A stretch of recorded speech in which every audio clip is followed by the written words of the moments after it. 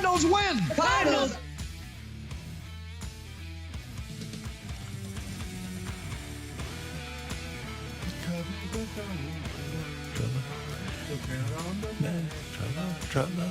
The Cardinals are coming. Tra-la.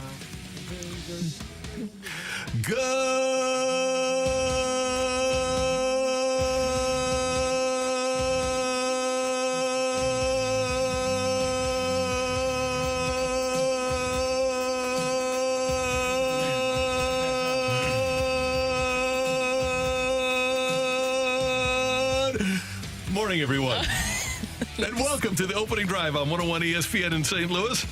We're at 7:01. Your time check brought to you by Clarkson Jewelers, an officially licensed Rolex jeweler. Brooke Grimsley, Danny Mac, Matthew Rocchio, Randy Carricker. Great to have you with us on a hump day in St. Louis, July 24th. Good morning, kids. How are we doing? Oh, I'm doing great. I thought that maybe you would be able to break the record. That was pretty long, Randy, for your good morning, but that didn't feel like it had topped some of the other previous iterations that we've seen. Unfortunately, I wasn't prepared. I didn't take a deep breath. I did the best I could under the circumstances. Well, you know 7 o'clock's coming. I know. I just wasn't thinking of that. I was thinking of the excitement of the Cardinal victory last night. Okay. Paul Skeens' first major league loss, a home run for Nolan Arenado against Skeens, an amazing ninth inning for the Cardinals, and Ryan Helsley wrapped it up. Hey, our guy, Michael Ciani. How about him? Michael Ciani, yeah. Alec Burleson. Yeah, coming through. Cardinals, everything about that inning was so cool. If you haven't heard, the Cardinals won over Pittsburgh by a score of 2-1 with what was a magical ninth inning. And we'll get to, because some people are just predisposed to being negative. So we'll get to Yo-Yo Romero at some point in the show, but not here. We're going to talk about the Cardinals winning and handing Paul Skeens his first major league loss last night. Kudos to Derek Shelton, the Pirates, for sending Skeens out for the ninth inning, by the way. Proud of you. That's we're going old school with Paul Skeens. Well, he's under 100 pitches. Yeah, but how many guys get a chance to pitch the ninth or pitching third time through a lineup in baseball these days? He's different. Yeah, he is. He's just a different animal. He is. And sometimes managers and coaches and organizations recognize that. Sometimes they don't. And fortunately for Pittsburgh fans, they have recognized that. And the Cardinals, until Burleson hit a rocket in the top of the ninth inning, the Cardinals really did not hit the ball hard. Ciani, with the little blooper, he gets second. He calls right away after he's called out. He knew he was safe, called for the replay. Great job by Mason Wynn to move him over with the ground ball to the right side, old school baseball. And then Alec Burleson with 2 strikes. Let's not dismiss that either. Yeah. 0-2 pitch. Yeah, with 2 strikes, getting the base hit to score Ciani. And then Helsley comes on with a dominant save, and the Cardinals win it by a score of 2-1. Alec Burleson, what I like about him so much is that, as we know, he's a guy who hits for power, but he can also hit for contact when it matters. And that was a huge moment for him and the Cardinals. Michael Ciani, that was a huge moment for him prior, where he won the challenge. When you went back and you looked at it, you're like, oh, yeah, no, he's good there. So that was a great call by Ciani, a very heads-up play. There were so many big moments through this entire game that I felt like I could not take my eyes off at any moment or even blink during this entire game. I think there's like only a handful of guys that I will stop and truly watch. And if they're on the television and just sit there and watch what they do. Paul Skeens is one of them. He's now, one of them. I was thinking Bryce Harper, Ohtani, and for some reason I threw in Luis Ariz because he's old school and puts the bat on the ball and hits above 300. Stephen Kwan would be another one of Cleveland if he comes up. But there's only a few that I'll sit there and watch 9 innings of baseball, and Paul Skeens is one of them. Yeah, he was sensational for Pittsburgh. And the Cardinals, hey, let's be honest about it, they were fortunate to get to him. But when they lost game 1 of the series, what did we say? That they've got to beat Skeens. They put themselves into a situation where they needed to get to Skeens. And Nolan Arenado, with the home run, really set the Cardinals up to be able to win that game, because before the 9th inning, they never hit with a runner in scoring position. They were 0 for 0 through the first 8 innings with runners in scoring position. Yeah, I thought that Paul Skeens was just going to be able to absolutely run through this game. And Nolan Arenado being able to do that was huge for so many different reasons. We know that Nolan Arenado, we were looking for him to have a big second half. Paul Goldschmidt as well. That was a huge moment. But when I was looking back at the game and just thinking about big moments, I want to go to the bottom of the fifth. And we talked about Lance Lynn and how he was able to rise to the occasion. He had 5 innings from him, 2 strikeouts. By the way, congratulations to Lance Lynn on 2,000 career strikeouts. He was able to do that. But in the bottom of the fifth, you had a huge play with the bases loaded. Gonzalez with that little tapper right in front of the plate. And Wilson Contreras was all over it, makes the play to get out of that with no damage. That, to me, was another huge momentum moment. Yeah, he is a guy that historically throughout his career, now he doesn't have the gas that he used to have, but he's made a lot of big pitches, Lance Lynn has in his career. I thought the only thing that Skeens, and it was the breaking ball to Arenado that got hit out of the ballpark, but that was like the only time, or there was a handful of times where his breaking ball wasn't quite as sharp, maybe his location on his fastball. And you'd see him when he'd get the ball back, he'd kind of shake his head, and he knew he'd miss selection, but his stuff is so good, guys still miss it. Guys still take those pitches. He's just...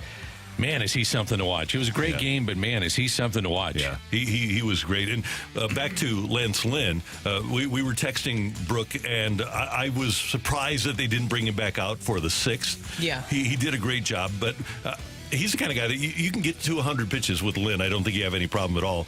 But it worked out for the Cardinals. And it looks like a couple of things in this bullpen. Number one, now we know why John King is pitching ahead of JoJo Romero. Romero just is, there's not much gas on the heater there.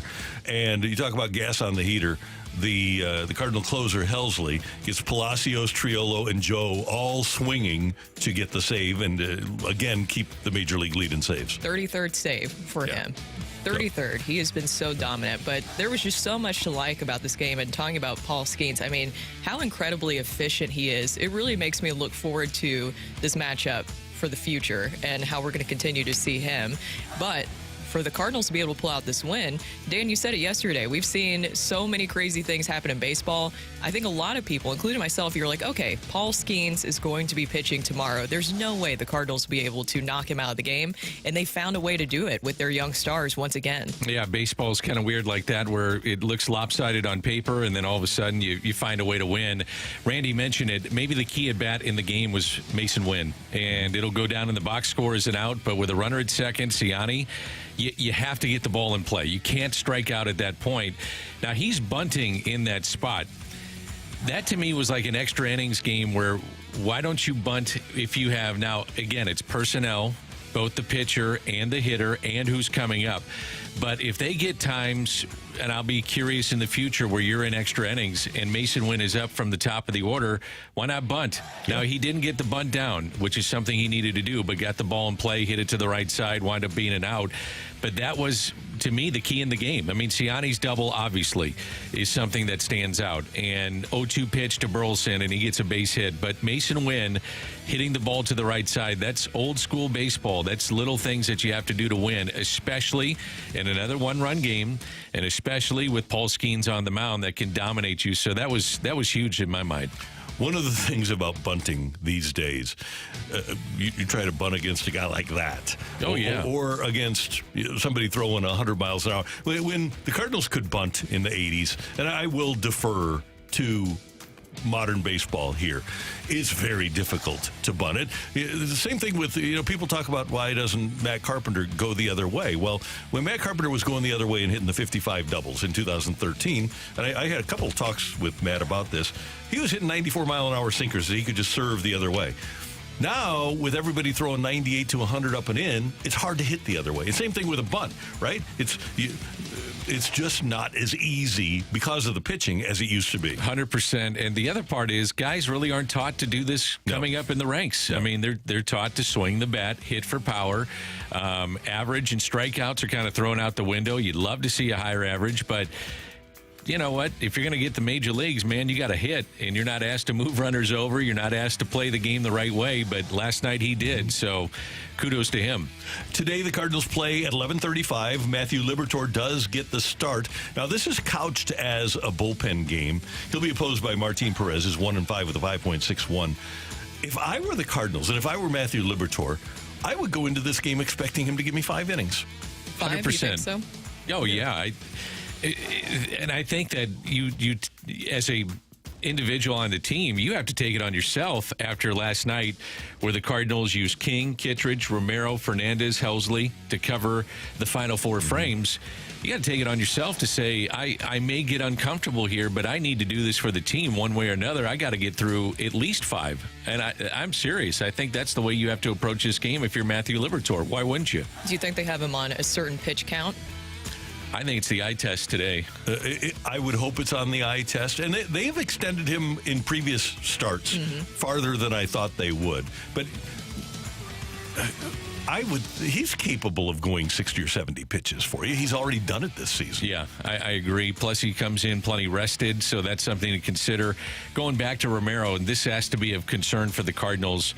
You know, his monthly strikeout rate for the Cardinals in April and May, it was 31%. 30%, 31% in April. May, it was 19%. June, 17%. In July, now it's 6%. So there's got to be a little concern right now with JoJo Romero. It just not a lot. No, yeah, right. He's just not throwing it as hard. And I went back and looked. Last night was a 10-pitch outing, and 7 of the pitches were in the 85 to 87 mile an hour. It's change-ups and sliders. 3 pitches that he never did get to 96. But then I looked a month ago. I think it was like June 22nd. I think it was June 22nd. And he threw 11 pitches, and 7 of them were 95 or above, and 4 were the slider changeup variety. Yeah. So there's just not much gas there. No, there really isn't. Does it make you wonder, too? Because we were wondering if we would see him soon, and we saw last night, as you guys mentioned. Do the Cardinals need a left-handed leverage reliever when they're looking at the trade deadline? Well, King has been good, and I don't think so, because I think they can put Liberatore in that spot, and then you hope for Matz. But that's another hard thing to find at this time, unless you can get Tanner Scott. Yeah, he would be the lefty I'd want, and he'd be high leverage. I think more than anything, whether it's righty or lefty, they need high leverage, a guy that if you even needed to plug him in the 9th inning for a save, go get that guy potentially. But they need a high leverage guy to pitch in the 7th, the 8th, or the 9th. Are you guys comfortable if they get a starter with the Palante splits of him being in the game against left-handed hitters late? 100%. I'm telling you what, though, man.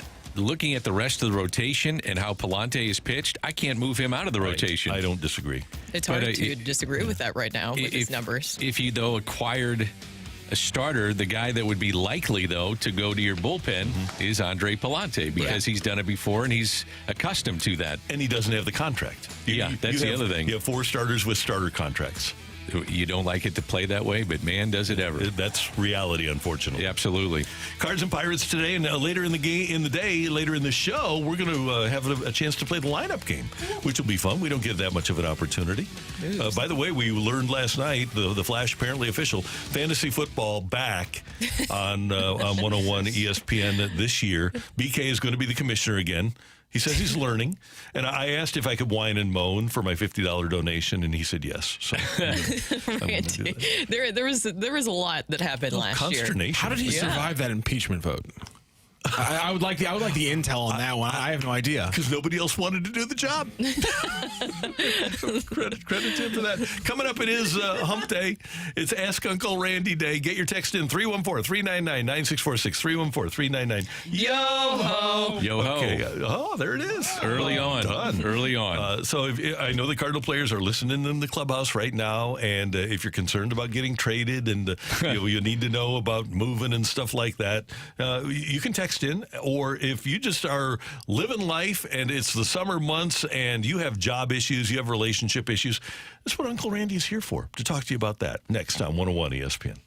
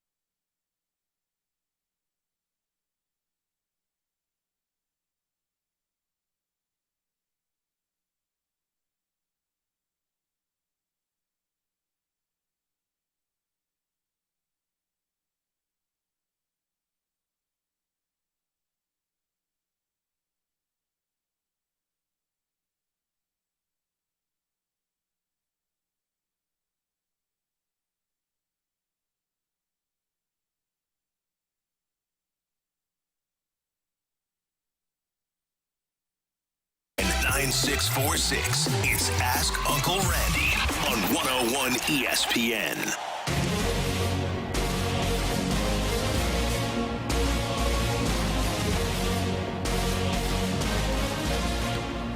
I've been around, you know. I was having trouble with my machine. I don't know how to use it. Time for Ask Uncle Randy. That might be a first, Randy. Yeah, well, okay, I'm going to change it right now. Because it always happens on Wednesday, right, that you hear this. That's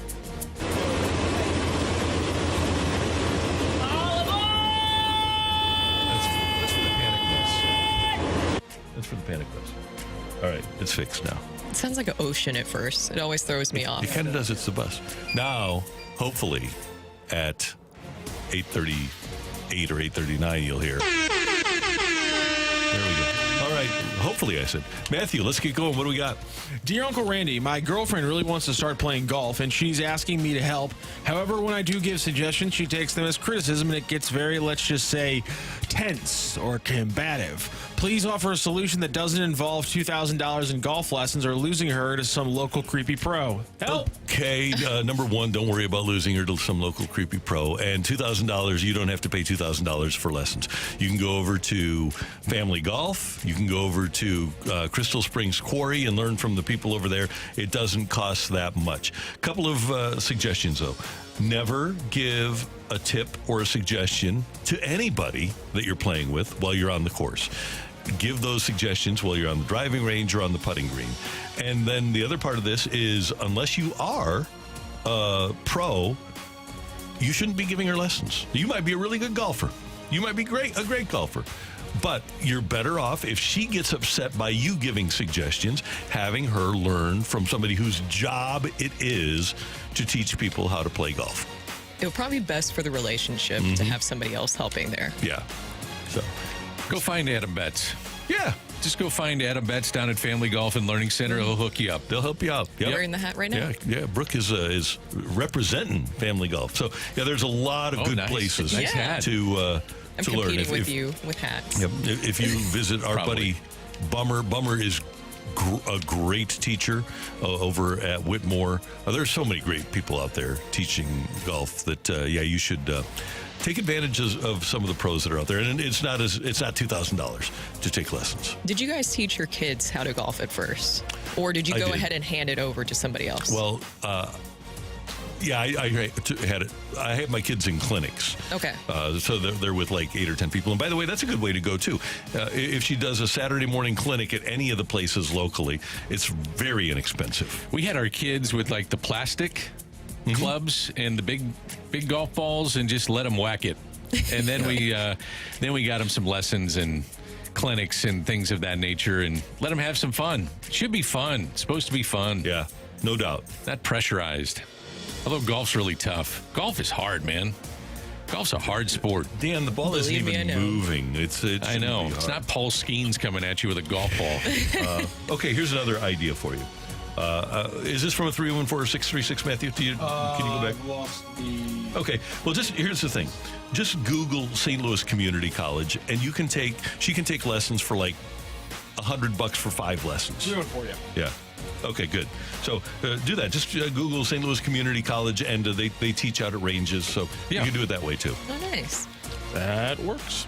Dear Uncle Randy, how do I get my 5 and 6-year-old kids, or how do I teach my 5 and 6-year-old kids to understand that it doesn't have to be fair between them, and that so that one of the siblings may get stuff that the other ones don't? I don't think that that's possible. So what I would do when they're at that age, when one has a birthday, get a small gift for the other one. And when you're on vacation and one gets a gift from a gift shop or something, make sure that they both get a gift from the gift shop. They should be treated equally. And I get it that on birthdays it's hard, but make sure that one of them gets a small, so that everybody feels like they get something on a birthday, and then make it equal on Christmas or Hanukkah or whatever your holiday is. But yeah, this is not Emmett Smith and Curvin Richards here. This is your kids, especially at that age. I don't think that they'll be offended at all by being treated equally. The one whose birthday it is won't be upset by the one whose not birthday it is getting a small gift. That seems like a tough situation to navigate, especially because they're so close in age that you can't say, okay, well, this is for the older sibling. You'll get this toy when you're a little bit older, too. That seems like that'd be hard to navigate. But once you get into phone, that phone range, like however old they are when you decide to get them a phone, that's going to have to be, and by the way, they'll be old enough to understand when they're 12, 13. You get one when you're 12 or 13 years old. What do you do, dear Uncle Randy? What do you do when you have twins? I need some help. They're treated equally. That's the easiest in the world. What if they're boy-girl twins? Well, still, but they both have the birthday on the same date. That's correct. So it's one gets present A at X dollar amount, and one gets the present that they want at X dollar amount. Dear Uncle Randy. And oh, by the way, phones too. Phones on the same day. Yeah, we did that. What if one's 13 minutes older than the other? Oh. It doesn't matter. And everyone lets the other one forget about it? Yeah, that is huge in the twin world. It is. David is a twin, and he says that he's the older one by maybe like a few minutes, and I didn't understand that that's such a big thing in the twin world. You bet it is. Oh, they hold on to that. So here I am giving advice to a guy who has twins about twins. I needed some advice, Uncle Randy. I need some help here. Yeah. All right, here we go. Dear Uncle Randy, every morning my girlfriend wakes up crabby, so I ask her if she's going to be crabby all day. And that only makes her more crabby. What should I do? And she is, by the way, listening right next to me. Okay, here's the thing. Some people need to have coffee or caffeine or something, a shower, before they can get on with their day. Some people are naturally crabby when they wake up. Here is my suggestion for you, though. Don't tell her she's crabby, number one. And number two, and I do this when I hop in the shower every day. I had a really good friend say, this is a good idea, so this is what I do. I hop in the shower. Nobody else is up at my house. And I say to myself, this is a mantra of Randy, choose happiness. You can choose happiness or not being happy. Why not just choose happiness on the day? Regardless of how she is, happiness begets happiness. If you're happy, she's going to be happy. If you act happy, she's more likely to act happy. But the big part of this is a lot of people just wake up. Does anybody in this room wake up naturally crabby until they have a cup of coffee or something? It just happens. I'm sure there's a million people that'll text in. Are you guys looking at me? No. I don't need morning after caffeine. coffee. Oh, okay. But here's my advice. Number one, don't let her crabbiness affect your mood, and try to have your good mood affect her mood and try to drag her into happiness. She's listening right now, Randy. I know, but I'm saying I'm giving her the benefit of the doubt here that some people do naturally wake up crabby. But I wouldn't tell her, and she is listening. There's no reason to tell her that. You know that she wakes up crabby. So just give her the benefit of the doubt, but try to be happy for her. He just texted back in. She just gave me the middle finger. Yeah, make her some coffee, dude. Make some coffee and just say, you look wonderful. You're beautiful. You're going to have a great day. Yeah. Maybe that will work a little bit better than saying, are you going to be crabby all day? Yeah, don't do that. Just choose, and for your own mental health, choose happiness. If Ask Uncle Randy's got difficulty levels, this next one is a 5 stars. All right, let's do it. This is a doozy. All right, Okay, here we go. 10 o'clock.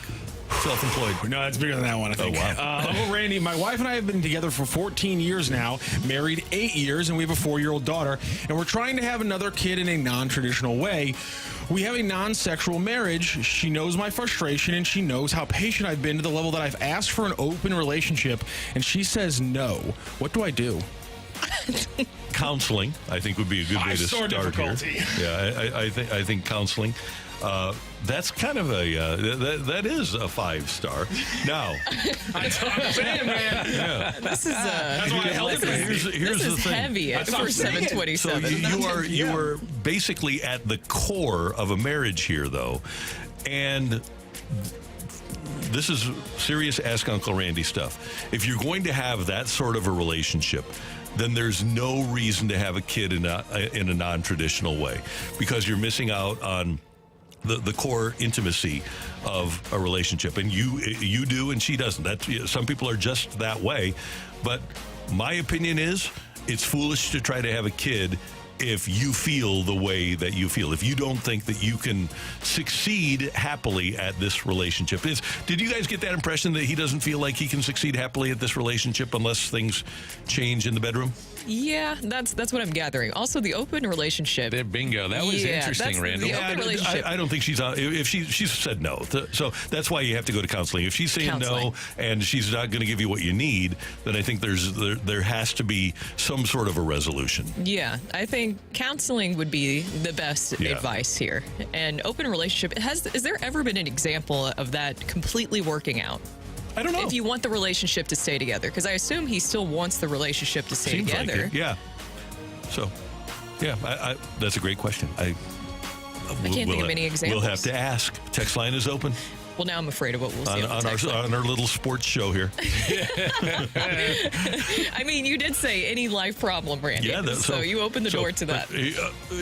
In a very serious vein, number one, counseling, and number two, I think it's very difficult. I think it'll be very difficult for both of you to move forward in a relationship.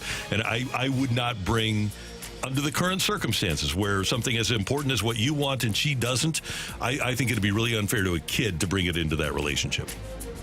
I think this ends one of two ways. Most likely one, but there is a small window for the second way for this to end. But I mean, yeah, this is kind of rubber meets the road kind of a situation here. It's kind of if you want something and the other person doesn't at all, this is an impasse and this is a problem in a marriage. I mean, I would suggest that is indeed the case. Yeah. Dan's giggling over here because I think we have to address this text that just came in from the 314. Give me his wife's number. I'll help move her towards an open relationship.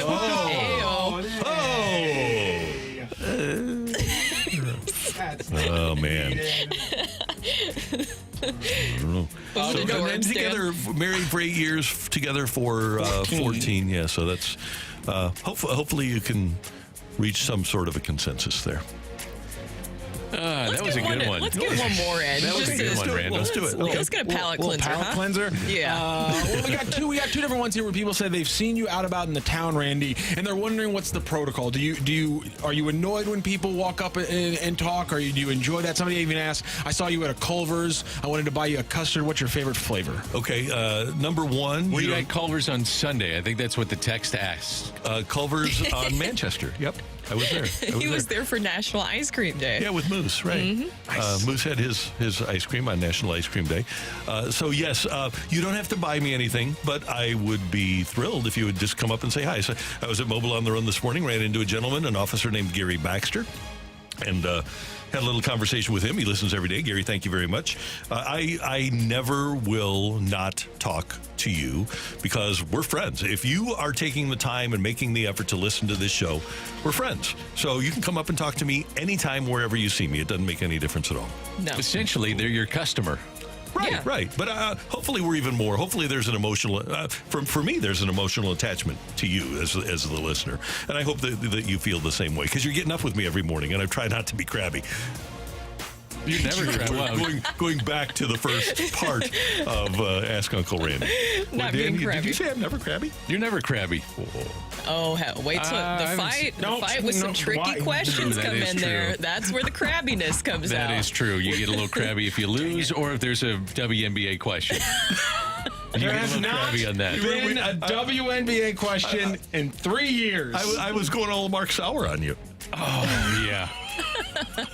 I should have known. Before we go to break, we got a slight update from our five-star? our Five-star question? There we go. Yes, I want the relationship to stay together. I love my wife and I love parenting together. It's just missing one factor that I need. And it's the thing that you're dealing with is that it's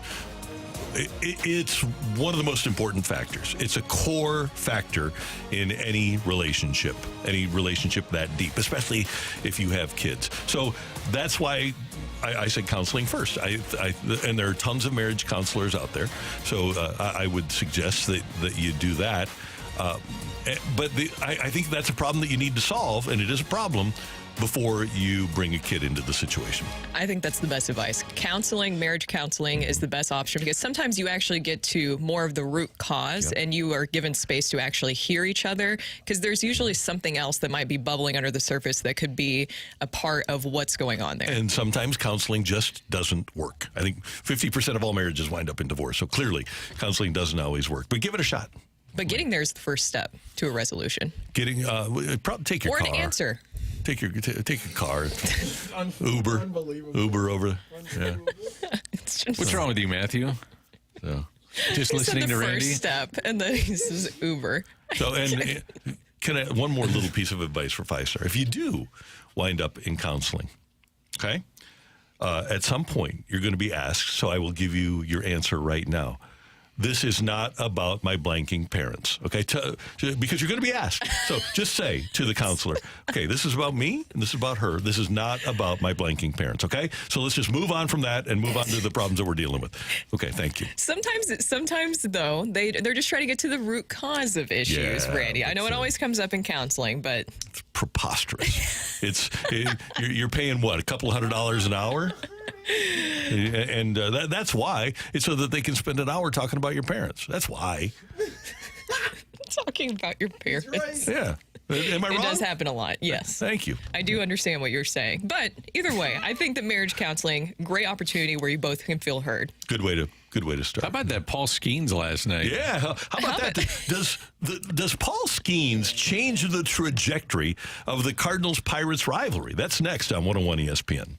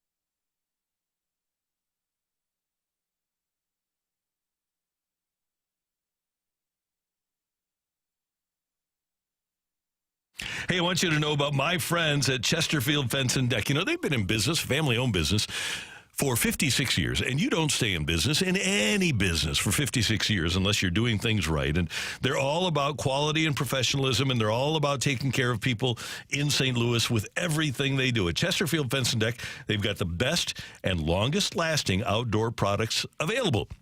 So when you call Chesterfield Fence and Deck at 800-300-4054 or make an appointment on the web at chesterfieldfence.com, you can know with a surety that you're going to wind up with a great product. And they do more than just fences and decks. They do sunrooms and screen rooms, pergolas and patios, and everything they do is absolutely sensational. You drive by a fence that has a Chesterfield Fence sign on it, and you know that it's very, very, very well done. Their decks right now are fantastic. You can get cedar or you can get their Vecca vinyl deck, and they have a new color this year, pewter. It's a gray that's absolutely beautiful, and you will love it. And right now, when you mention my name or this show at 101 ESPN to Chesterfield Fence and Deck, you can get 48 months interest-free financing on your next outdoor project. So get in touch with them on the web at chesterfieldfence.com. Call 800-300-4054. Chesterfield Fence and Deck, the sign you have the very best.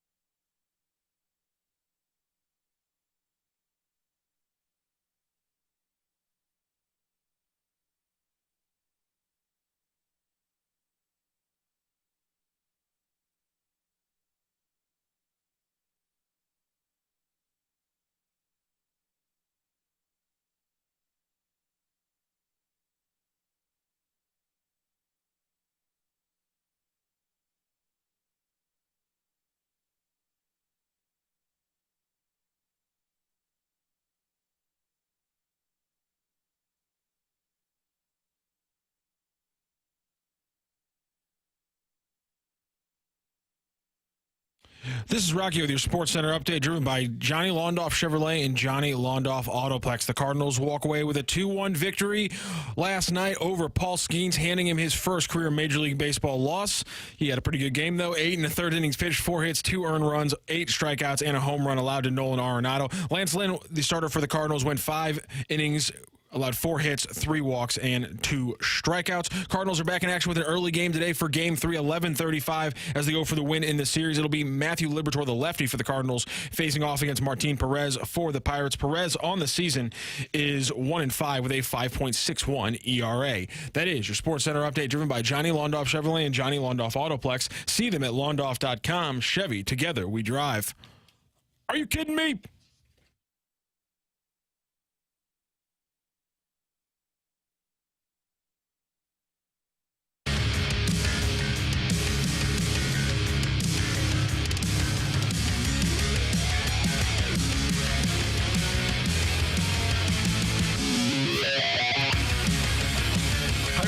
Paul Skeens suffered his first major league loss last night, but he was terrific. Went 8 1/3, allowed 2 runs on 4 hits, didn't walk a batter, and struck out 8 against the Cardinals. One of those 4 hits that he allowed was a home run to Nolan Arenado. And until the 9th inning, the Cardinals didn't have a runner in scoring position. He's 6-1 now, and he's changed that town. When you look at the way the crowd is when Paul Skeens is pitching, he's changed the town. And guys, there are some guys that change starting pitchers that change teams. Justin Verlander had that effect when he came up with the Detroit Tigers and started for the Tigers in the World Series in 2006. He'd come up in 2005. I always thought Roger Clemens was that way when he came up with the Red Sox in 84, injured in 85, but then in 86 he wins not only the Cy Young, but the MVP. There are some starting pitchers that have most valuable player qualities in addition to being Cy Young guys. And I think Skeens is a guy that can lift that entire franchise. And for better or worse, you might not believe it, but since 2000, the Cardinals, aside from basically a 3-year period, the National League Central has come through St. Louis. And I would think that right now, Pittsburgh is on their upswing. It's really interesting when you look at the history of the NL Central since 2000. We had Houston as a rival. We had the Cubs as a rival. We had the Pirates as a rival. We've had the Reds as a rival. But the only team that has been pretty consistent among that group has been the Cardinals. And this might be, with all due respect to the Brewers, although I don't think their future is as bright as Pittsburgh's, this might be Pittsburgh's time coming up. It really does feel like that, especially with Paul Skeens and what he's been able to do. The national excitement. I think we can go ahead and say that he's the best pitcher in Major League Baseball currently right now. Yeah, I would say so. 100%. The best. And he's so much fun to watch. We talked about just how efficient he was last night. I couldn't take my eyes off of him and what he was able to do there. And with the Cardinals, they found a way to win. What I like about this, and we've talked about the passing of the torch with the Cardinals, you're seeing that now in the National League Central. Think about all of the young rising stars. I know that the Reds have been struggling, but you have Elly De La Cruz, how exciting he is to watch. He's getting national attention. You have Paul Skeens. The Pirates have a lot of young, talented players. And then with the Cardinals, we've talked so much about Alec Burleson. That's a young star that they have. Mason Wind. There are so many young stars with the Cardinals right now. And who are the ones that came through in the game last night? Of course, Nolan Arenado with the home run to give them the early lead. But once again, it was Alec Burleson, Mason Wind, Michael Ciani coming through. And that's what I'm looking forward to for years to come with the National League Central, is seeing these young stars go against each other. I think that we started the segment talking about rivals, and when you went through those teams, the bottom line that was through all of them was winning. Those were winning teams. Yeah. And it seems like with winning teams, you have a player or two that is a villain. And I think you have to have villains. And the Cardinals had a team that was loaded with villains for a long time. And a manager. He's on my list. I had Tony La Russa #1 as my villain that was there forever, it seemed like. And then you had Yachty. And then you had Albert, who was a villain. You had Scott Rowland. You had Jimmy Edmonds. You had some others that were mixed in there. Chris Carpenter as well.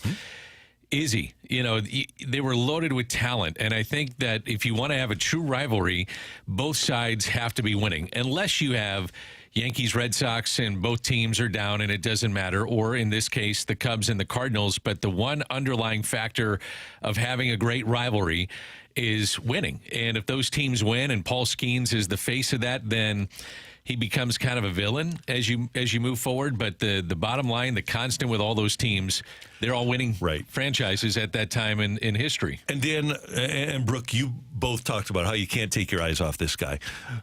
Even though he pitches for somebody else, appreciate what we have. Because I know I sat there in 2003 saying, man, the Cubs are going to be good for a decade with Wood and Pryor. Yep. And by 2004, they were done, basically. Well, the thing, I know where you're going with this. Is that you never know. You never do. You never know. And as I was watching Paul Skeens, I was wondering, how much is this guy going to be worth? Does he have the delivery or the mechanics or his makeup to last the way that he throws? Like, I also thought about, when is Tommy John coming? Yeah. And I hate saying that, but it just seems like that's a factor in baseball today. At some point, he'll have Tommy John. At some point, he's going to be arbitration eligible. And at some point, he may hit free agency. And if he doesn't, how much is that going to cost the Pirates, to where are they going to dip their toes into the water and sign him, which they haven't done? They had Garrett Cole. They had him there. They didn't want to sign him. They've had others that are really good that they let go, didn't sign him. And I just wonder if that'll be the case with Skeens moving forward. I hate saying that, too. I wish when you have a great talent like that, stay in one place and let them get paid, but stay in one place. And if you're the Pirates, kind of like the Cardinals did with Albert in 2004, sign him for 7 years right now. Thought about that too, and get at least a year of free agency. But you're getting his best years too, because he's 22. He went to college, and he is 22, right? Yes. I'm pretty sure. So get him through his age 29 season. How much would that cost? If you're the Pirates, I think you have to do it. And what are you looking at? So the top guys are making 43. Right, 43 and a half, Verlander and Scherzer. Probably the really good guys are in the 30 range. So you're probably looking at 210, which is what Scherzer got in free agency, 210 over 7. 314 says Skeens' delivery seems so effortless, though. I thought that with Mark Pryor, I too. did too. Man, he looked, and you know who else had that delivery that looked like he wasn't even trying? Was Matt Morris, who wound up having Tommy John. Exactly. And you just don't know. And it's so interesting. When Matt Morris came back in the late 90s after Tommy John surgery, he made his debut in Arizona, was hitting 100. Yep. These guys come back, and they're sometimes better than when they were the time before. I remember he made his first home appearance coming back against the Astros, and I went down to their clubhouse because our gun was saying 98, and I said, but coming off of Tommy John, he's throwing 98. And I went down and talked to their guys. And they said, oh, yeah. Yeah, it was 98. If you don't believe a gun, the eye test will tell you when guys don't catch up or they can't put the barrel on the ball. Yeah, no doubt about Paul Skeens, it's just watching him and how efficient he is. It's exciting. And you're right. Tommy John is inevitable for him, but he's worth every single penny. And we've talked about this. The Pirates have been known kind of to be a team where they sell off a lot of their talent. I don't think that they can do that anymore. I think that their ownership has to change their approach. I know that they have here recently actually signed guys to keep them here, like Hayes, like Reynolds, correct? And I feel like you have to continue that with Paul Skeens. I hope that they realize that this is a very exciting time that they're building. And for the Cardinals' sake, I know that it's kind of scary facing Skeens. It worked out last night, but I would look forward to that matchup over and over again over the years. And look at how the place was packed. Yep. It felt like a playoff atmosphere. It did, and the reason that it was packed is one guy, Paul Skeens. And that's something you have to also, I think about moving forward if you're the Pirates. This guy is the face. He's exciting. He's the face of our franchise and will become maybe the pitching face of baseball if he already isn't. And you can't keep your eyes off him. You got to keep him some way, somehow. And here we are talking about that with just a handful of starts. Right.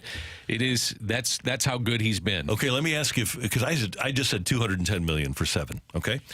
2 years ago, the Braves...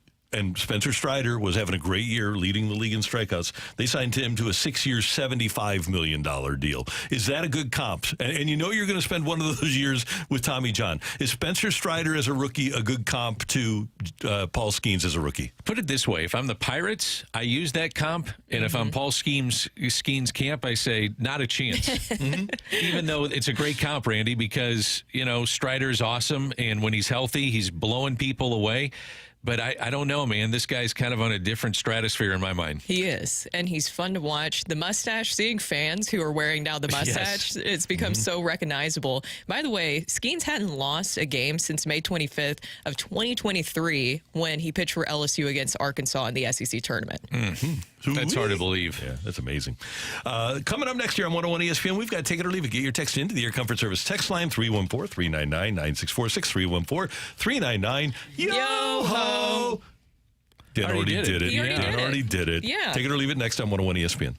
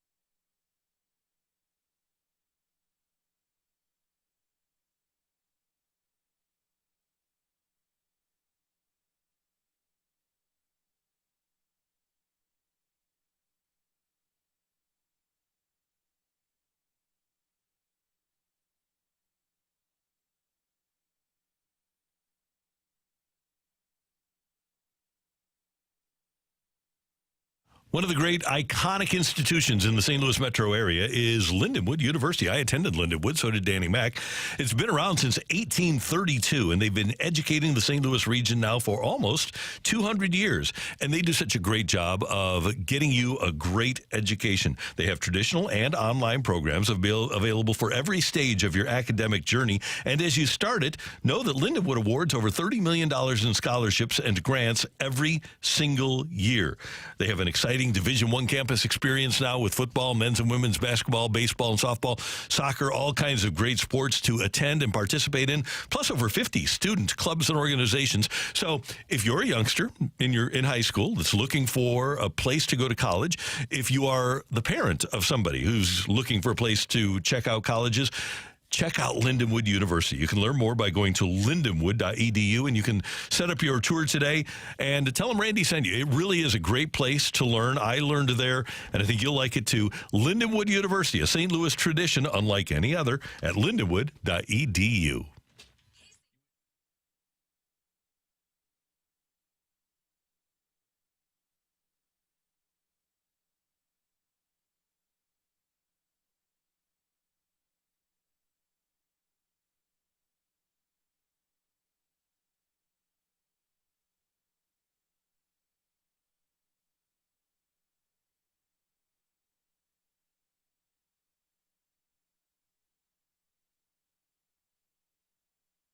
Hey, it's Danny Mack for Stewart's American Mortgage. And if you're someone who is looking to purchase a home on this Wednesday or refi, if you're looking to consolidate some of that ugly credit card debt, maybe you don't know exactly what direction to go to in any of these things, let's make it easy for you. Call Stewie from Stewart's American Mortgage. He's going to help you every step of the way.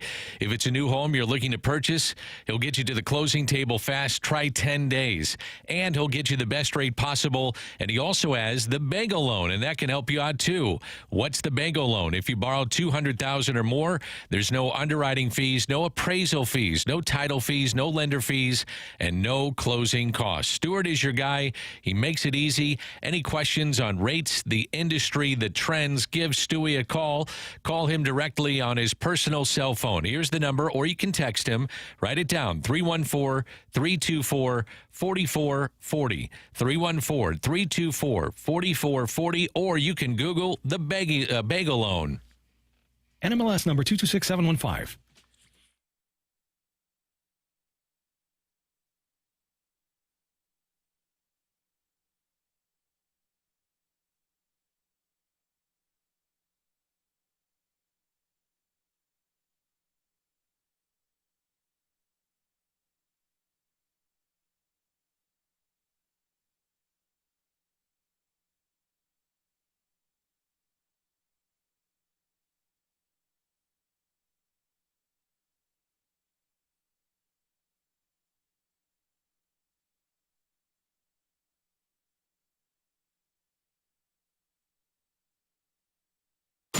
Time for Take It or Leave It. Want to say something? Want to put it out there?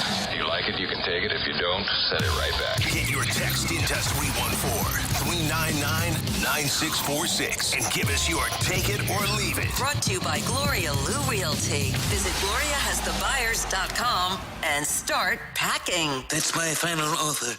Take it or leave it.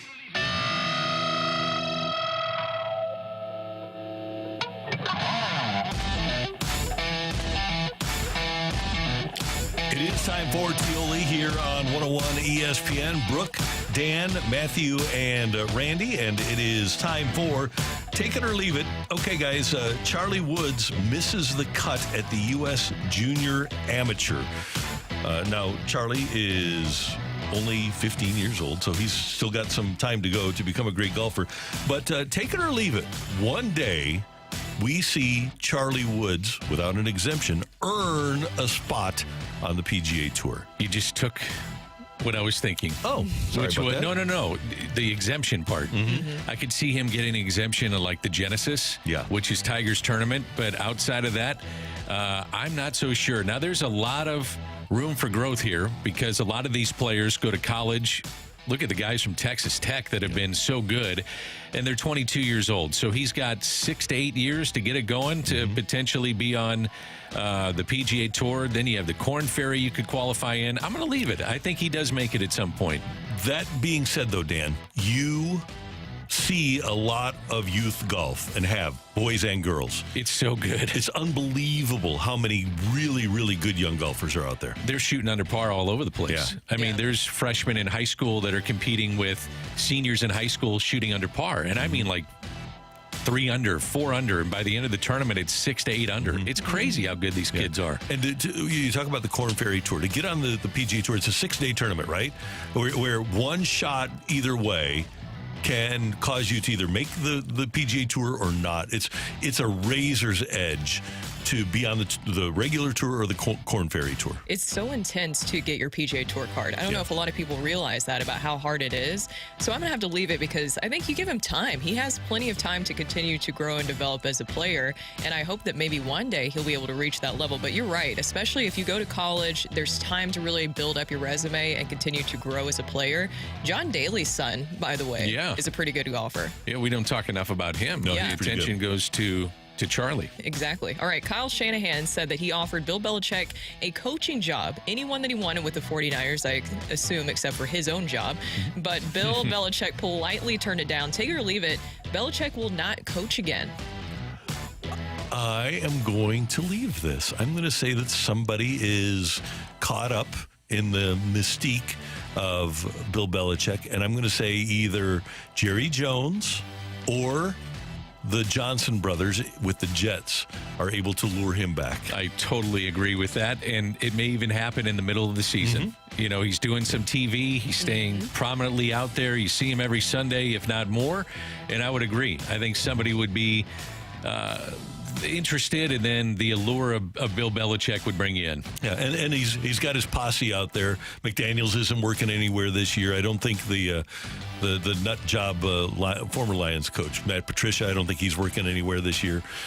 So there's a lot of former failed Belichick assistants that will be available to him to join his staff when he does return. Okay. Although he will not have the quarterback. No. Tom Brady That guy helped. not walking through that door.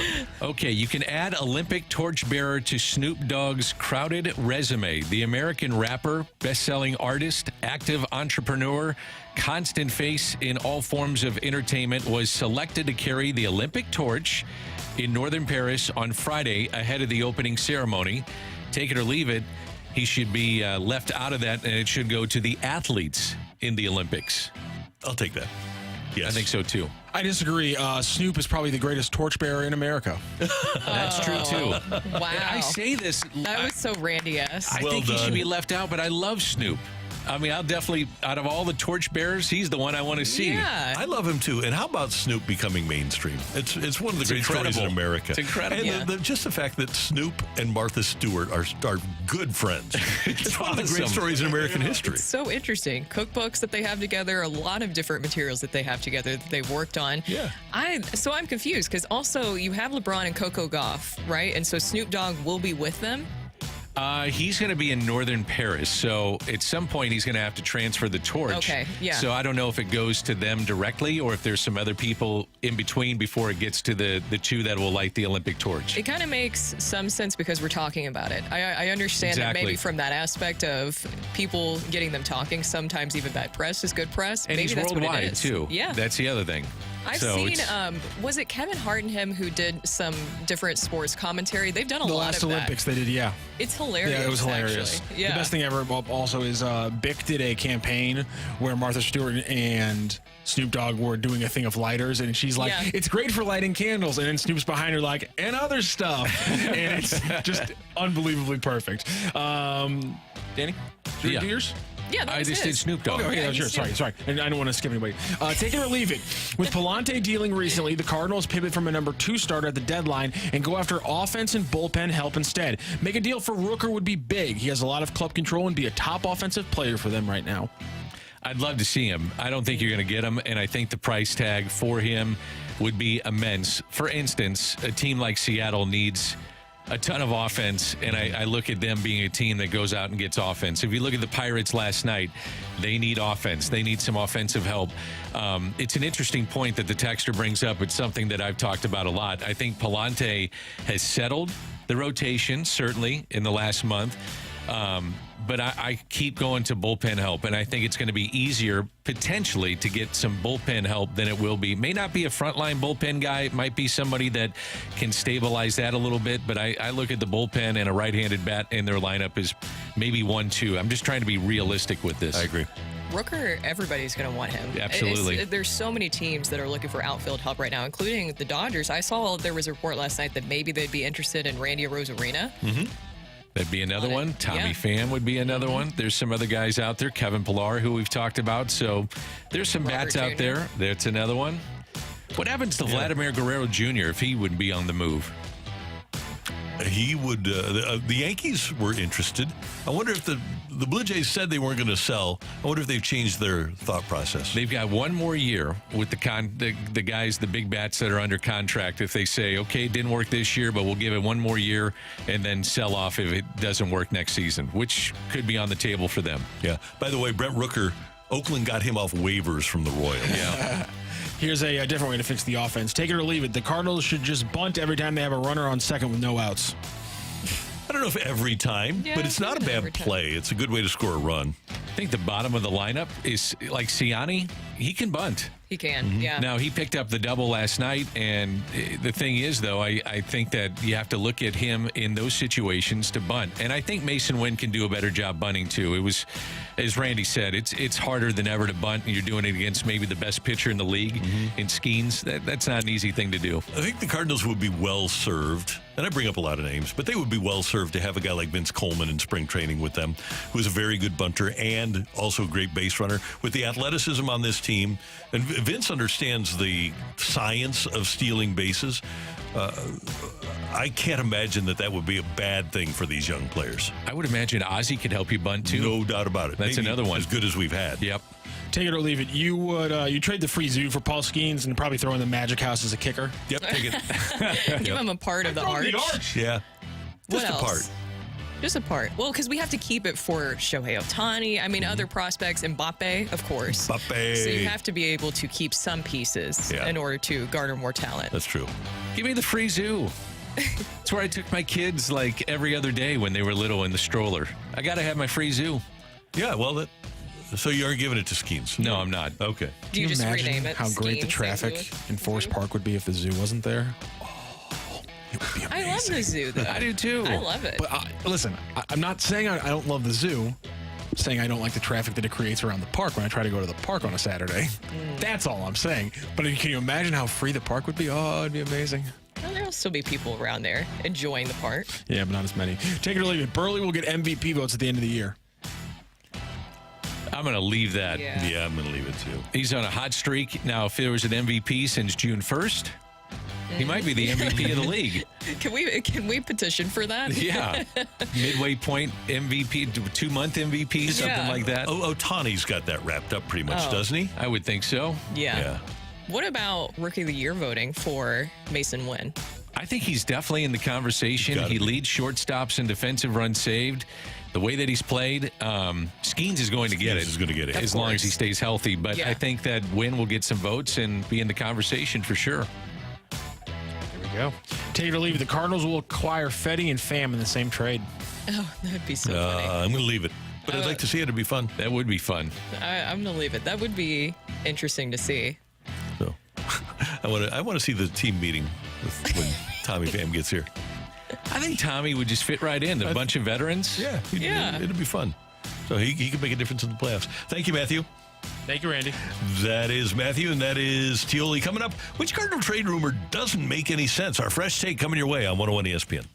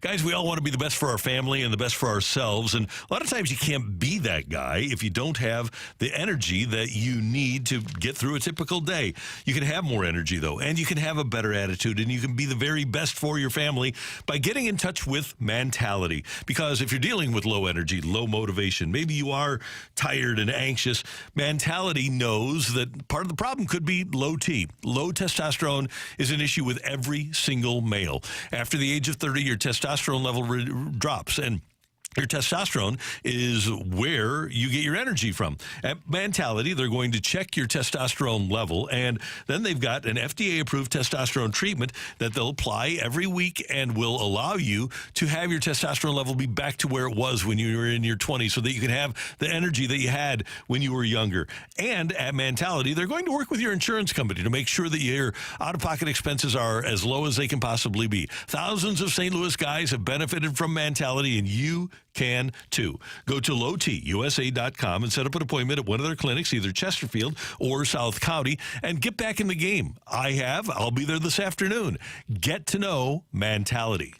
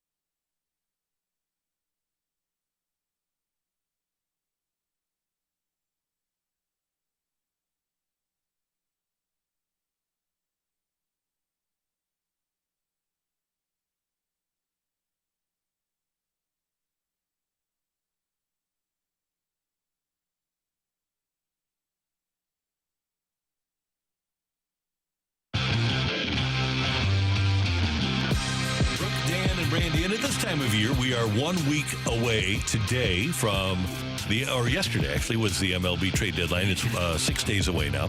And there are a lot of trade rumors out there for every team, whether you go to ESPN or CBS Sports or The Athletic. There are a lot of people with a lot of ideas for trade rumors. And our task today is to come up with Cardinal trade rumors that are out there that don't make any sense. Guys, I will start with this. Despite the fact that he went 0 for 4 with 4 strikeouts last night, any trade rumor that has the Cardinals trading Jordan Walker does not make any sense. Oh, no, it does not make any sense whatsoever. I can't see them giving up on him. It's not what we expected from him, of course, this year, but he's still so young. He's just 22 years old. There's time. It's not what you wanted to see from him, but you can't give up on him just yet. What about Victor Scott? Would you throw him out there and dangle him a little bit? Is he Magneuris Sierra, which we saw had the skill set of a Victor Scott, or is he a different player than what you're looking at moving into the trade deadline? Well, here's my thing. I can't imagine that Victor Scott is going to be any better than Mike Ciani. That's where I was going with this, too. So, you already have a guy. Yep. If somebody's interested in him, and by the way, he did win the minor league Gold Glove last year, which was, that's a big deal. He's a great defender, but so is Ciani. He did steal a bunch of bases last year, but when Ciani gets on, and he gets on as much as Victor Scott does at this point, he steals bags too, and it's going to be different at the major league level than the minor league level. Yes, if somebody is interested in Victor Scott, I'm absolutely listening. Can his bat develop a little bit more, though? He'd better. Would be the big question, because he's hitting, what, 208 right now 208, in the minors? He's got to be able to hit Yeah. He's got to show that he can hit because he did not at the major league level. Now, some teams would say, and it's kind of like a Dylan Carlson, let's give him a change of scenery. Let's give him a chance in our organization. Maybe he comes up to the major leagues. You'd plug him right in, and you take the ups and the downs, but tell him, hey, from here on out, you're going to be our outfielder or center fielder primarily, going to the final day of the season. And last year, Victor Scott, 2 minor league stints. He was in high A and double A. Hit .303 with a .369 on base. So he has shown that propensity to be able to get on base at the minor league level, just not this year at AAA. A trade conversation that I can't see happening, and this might be, I say conversation rather than rumor, because I don't think there's just much merit to this rumor. I think it's just people talking about this, trying to fill a need. Jack Flaherty coming back to the Cardinals. There's no way that I could see that happening at the trade deadline. Can you guys? Well, for one, he would be a true rental in that situation. As we know, he has an injury history. Things have been going well for him this season. He's posted a 3.13 ERA, but I can't see a way that they would bring back Jack Flaherty this season. I agree with that. And you know what the reason is? Just the perception of him and Wilson Contreras. I don't know what the reality there is, but the perception was that Flaherty had a lot to do with the issues that Contreras ran into last year. So just because of that, if I'm the Cardinals, I don't go there. I got Detroit, too, is my scenario. Tarek Skubal, who might be and is probably the front runner for Cy Young Award. Now, if you get him, that would be really, really fun to watch. I don't think there's any chance of that happening because you'd have to give up a major haul to go get him. But Tarek Skubal, his name has been mentioned in trade rumors, and to me, it's just... Now, I know Detroit is 6 games out in the wild card. They're under 500 by either 2 or 4 games. I was just looking the other day. But I don't see any scenario that if I'm Detroit that I can give up on him. No. You got to say that not only is it for this year, but beyond, if he's that good of a pitcher. And so far, so good. He's been awesome this year. If you are serious about bouncing back, and if you have A.J. Hinch as your manager, you should be, then you keep a guy like Skubal as the centerpiece of your rotation. Yes. For when you're good again. You don't trade him. And Flaherty is Jack Flaherty has provided Detroit exactly what they signed him for. They signed him to trade him at the deadline. Exactly. And he's perfect. By the way, he came back from back soreness. Matthew, I haven't been able to read. Oh, God. I don't know how long has he been dealing with that. About a week back. Okay. Oh, goodness. So what do we have coming up here? Oh, they said what is coming up? They said Luther what Burden is coming up. and Brady Cook. Before that, and that is our fresh take here on 101 ESPN, our old friend Brian Jordan is going to be hitting home runs against the rest of the MLB alumni, including Pete Kozma and Rick Ankiel this coming weekend. Brian Jordan, one of our all-time favorites, joins us next here on the opening drive on 101 ESPN.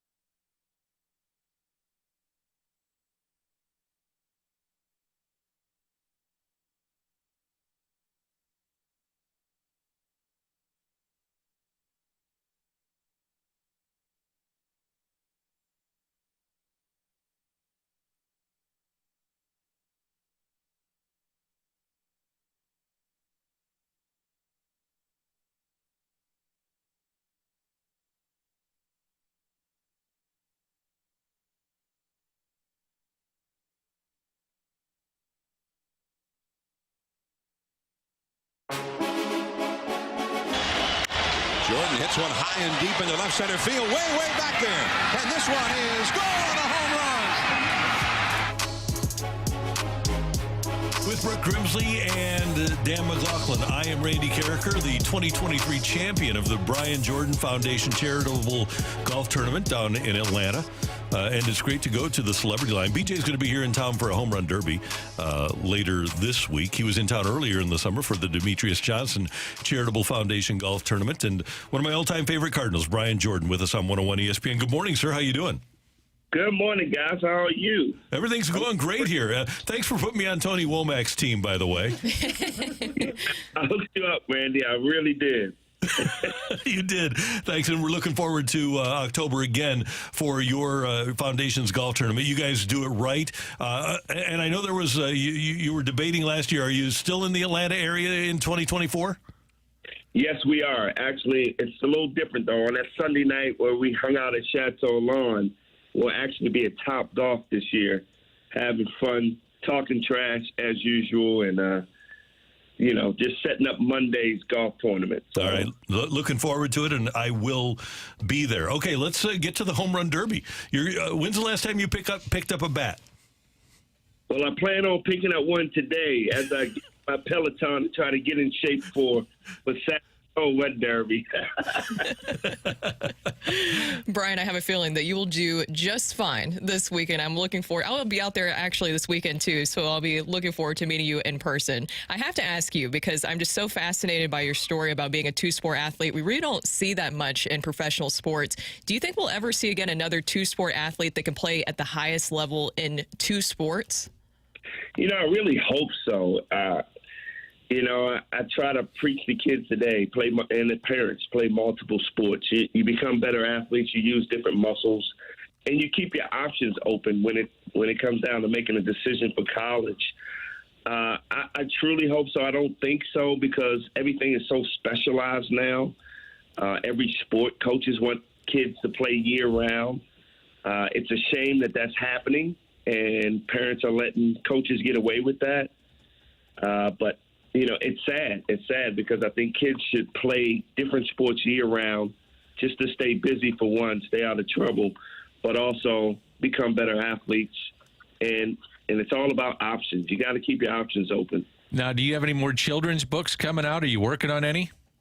Yeah, I just finished the second part to Adventures of Champ Jr. So I have a 3-part series. So I just finished my second part, which makes book number 6 for me. So I'm excited about it, and excited about the reading challenge going into this next school year. What made you do that? What motivated you to start writing children's books? Wow. I tell everybody it was a gift from God, because I was that kid growing up that had no confidence in reading, probably had dyslexia back then, just didn't know it. And my mom was an educator, and, just like me, so many kids they're visual learners. And, I can look at pictures and I can tell you all about the book, but when it comes to reading the words and sounding it out, it's very difficult. So for me to go into schools, start writing children's books and share my story, there's so many kids out there that's just like me that have no confidence in reading. And to see the hands go up, it's very encouraging, because they know they want help. They want to be better. And that's all a part of our reading challenge, just going in and really challenging kids, but incentivizing it for kids to really work hard and want to read, because if they learn to read, they can do anything they want in life. And, that's what I'm trying to pass along to young kids. And BJ, for people that are interested in the books, where can they find them on the web? You can go to BrianJordanFoundation.com. You can go to twosportman.com, and you can learn a lot about my reading challenge, and you're able to purchase some books over those websites. All right. Tell St. Louis what you thought of the Cardinals over the weekend in Atlanta. You know what? The Cardinals are really starting to play together as a team. You can kind of see the growth of the young guys. Mamo is doing a great job. He's getting those guys communicating with each other. He's building that family environment, and it's fun to watch the Cardinals right now. Who has stood out to you the most when you're watching this team right now with the Cardinals and what they've been able to do? Wynn is a guy that I really follow. He has such a talent. And, I was at the first game the second game. And when he let off with a triple down the line, to see his speed, this kid has so much talent, and he's going to be a really, really good player in the future. So I look forward to great things from him, you know. And it's not the veterans this year. It's the young guys really stepping up and playing good baseball lately. Brian, when you watch the game today, two-sport athletes are kind of they're not there. So we do have, though, a guy that plays two different roles in baseball in which he pitches and dominates. Now, he's got Tommy John and Ohtani, but he also hits and might be the MVP of the National League. When you watch him, what do you take it from your perspective? What do you take in? You know what? He's an incredible player, man. He's one of those one-in-a-lifetime guys that come along. I can't wait for him to heal up and pitch again. You know, he was fun to watch on the pitcher's mound. But the things that he's doing with the bat right now are incredible. I mean, the distances that he's hitting home runs, it's fun to watch, man. And, you know, what happened to him earlier this year with, you know, his interpreter, to be able to stay focused, concentrate, and perform the way he's performing is incredible because, you know, with the whole gambling thing issue, I'm quite sure that could be very stressful. And the way he's able to perform through all of that, you know, says a lot about his character, says a lot about his talent. And again, he's just one of the best home run hitters in the game right now. The great Brian Jordan is going to be at the O'Fallon Hoots Softball Home Run Derby, hosted by the O'Fallon Hoots on Saturday at Carshield Field in O'Fallon. Rick Ankiel will be there, Pete Cosma, and the Fast Pitch Home Run Derby that night is going to be a lot of fun. You can get tickets for just $15 at 101ESPN.com. All right, BJ, so let me start with this. When you make a great hit on the football field, I've heard that it's almost like hitting a great golf shot. Like, it just feels awesome, and you cannot hear it. Is that the way a great hit on the football field is? You know, it's I gotta say it's a little different, you know, and I hate to say this, you gotta have that football mentality on the field. And your whole goal is to make the play, make the tackle, of course, but, you know, you want to hear the oohs and the ahs from the crowd. So, you know, it's sad that I say this, but when I'm kind of coaching my kids, I say, look, you're either going to be killed or you're going to kill somebody yeah, on right. the football field. Don't be the one that gets killed. So you got to dish out the hits, and, you know, you got to protect yourself. And, you know, that's football, man. It's that mentality that you have to be successful. It's almost like being crazy on the field. But I loved it. I was the nicest, craziest guy on the football field. Okay, so the reason I brought that up, I got to know if your favorite hit ever came on the football field or the baseball field. Wow. Man, I hit a walk-off grand slam to beat the Mets. No, I mean physically knocking somebody over. Oh, well, yeah. I did run over a catcher, and I ran over a pitcher at first base.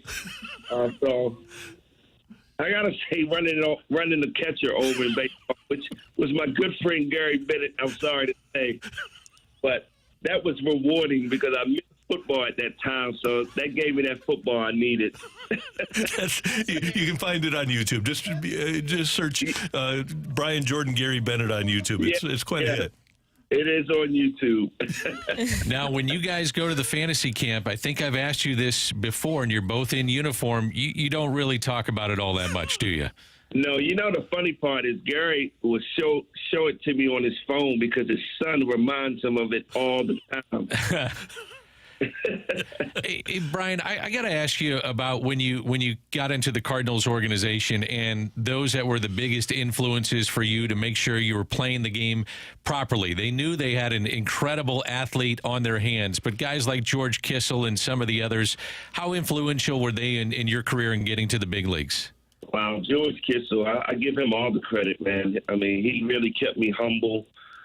He worked my butt off every single day. He saw the talent, and he wasn't going to let me not use that talent. And he really pushed me. So I got to give him a lot of credit, you know, rest in peace. But he really gave me direction, pushed me hard, challenged me every single day. and really taught me the game of baseball. You know, because I like I said, I played football all my life. And basketball was my main sport. But when I had to learn the game of baseball, and George Kissel had me out every morning learning the game of baseball. And so I give him all the credit in the world. What about Ozzie Smith, too? Yeah, well, now you're talking about my mentors, Ozzie and Willie McGee, both of those guys. I was truly blessed to be a Cardinal and have great players like that kind of take me under my wing and teach me the right way, because I had no clue of how to play the game of baseball. I really had to learn on the fly and learn in the big leagues. And what an experience. I mean, I had a lot of lessons from Ozzie where, you know, he called me Big Dummy a lot because I made a lot of mistakes. So, hey, Brian, you know what I find cool is that you and Ray Langford and Bernard Gilkey have remained so close over the years. A lot of times as teammates, you can kind of get away from each other. It seems like whenever you guys are together, and I've seen you together at several different events, it seems like you've never been apart. You know, and that's a great friendship. You know, you don't have to hang with each other every single day, but when you get together, it's like you've never been apart. And that's the relationship Ray, Bernard Gilkey, and myself have. We love seeing each other. We all have different lives, of course, but you know, that's true friendship, man. And I'm blessed to have that with Ray and Bernard. Okay, so it's going to be between you and Ankiel, let's be honest, for the Home Run Derby on Saturday night. Are you going to beat Ankiel in the Home Run Derby? You know what? I want to say yes, because I know my drilling will take over, even though I probably haven't hit a home run in 30 years with baseball. I did win a home run derby with softball now, but not a baseball. So it's going to be interesting. I'm quite sure I will get hyped, and I'm going to give it my all. I don't even know how many swings. I hope it's not like the Major League Baseball home run derby, because I am not in shape for that. That is crazy. So we'll just have fun, and you know, I'll play to the fans. All right. Hey, BJ, it's always good to hear your voice. Thanks for all you do for our community. We are well aware of it here in this studio, of what you still do for St. Louis, and we're looking forward to having you back here in town. Hey, one quick question. I think Brooke is supposed to be in the home run derby too, right? I am, yes. Oh, I'm so looking forward to it, Brooke. Well, luckily I'll be in a different category and not facing you two. Well, I am looking forward to meeting you, Brooke, and Randy and those guys. Thank you so much. Always fun to talk to you guys. All right. Thanks, BJ. Take care. All right. See you later. That's Brian Jordan, one of our all-time favorites here on 101 ESPN. Yeah, incredible I don't think athlete, man. A chance. Oh, he really was. So Brooke, you got to get some advice from him. You got to go up and say, Brian, I'm Brooke, and what advice do you have for me? You got to do it. Yeah, help. I think that'll be the first question. And by the way, he just said he's out of shape. He looks like he could still play. Oh, those guys always say that too. Yeah. Oh, I'm out of shape, and then you look at him and go, I wish I could just once in my life be in that kind of shape. Yeah, right. Once. He's in great shape. Yeah, he's a great guy. Hey, coming up Saturday, it is the Fast Lane squaring off against the Rizzuto Show from 105.7 The Point at the Softball Home Run Derby, hosted by the O'Fallon Hoots at Carshield Field in O'Fallon Mo. There's going to be a fast pitch home run derby that features Brian Jordan and Rick Ankiel and Pete Cosma and more. General admission tickets on sale now for just $15. The Home Run Derby brought to you by Swiss Air Heating and Cooling, Faster House, and Zwickle Light. Get all the details on Saturday's Home Run Derby. The O'Fallon Hoots Home Run Derby now at 101ESPN.com. I didn't have Pete Cosma on my bingo card to be playing in this. Either, Dan. I did not. But there he is. Welcome back to St. Louis. Probably win it. Probably will. That's how those things work out. Coming up, we've got the fight here on 101 ESPN. Texas at 314-399-9646. 314-399. Yo-ho! With your name and the word fight, and maybe Matthew will pick you to fight me next on 101 ESPN.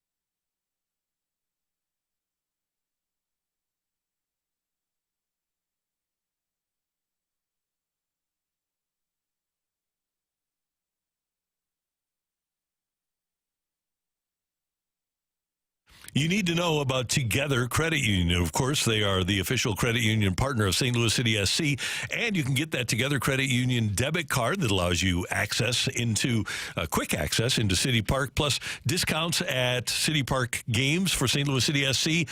It really is wonderful to have that debit card. And right now, our friends at Together Credit Union launched a brand new high-yield checking account called Empower Checking. With Empower Checking, you earn above-market interest on the money you keep in your day-to-day checking account. Interest is paid to you each month. It's a checking account that rewards you for balances and not activity. To apply, visit togethercu.org or stop by any of the 14 local St. Louis branches and work directly with one of their amazing member advocates. And when you sign up for Empower Checking, get to the Together Credit Union City SC debit card. Get paid to save with Empower Checking. Visit togethercu.org/empower for full terms and details. Membership eligibility required. Together Credit Union, federally insured by the NCUA.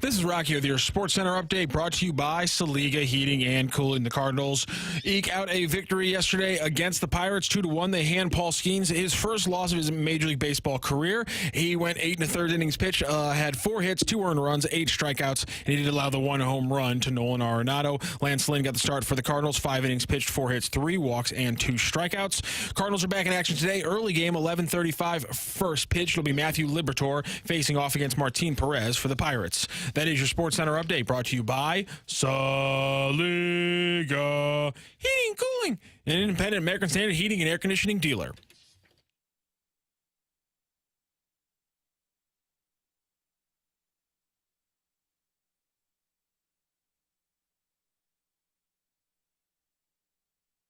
Average Joe Listener. And in the blue corner, the undisputed king of morning drive. Please welcome Randy Carricker.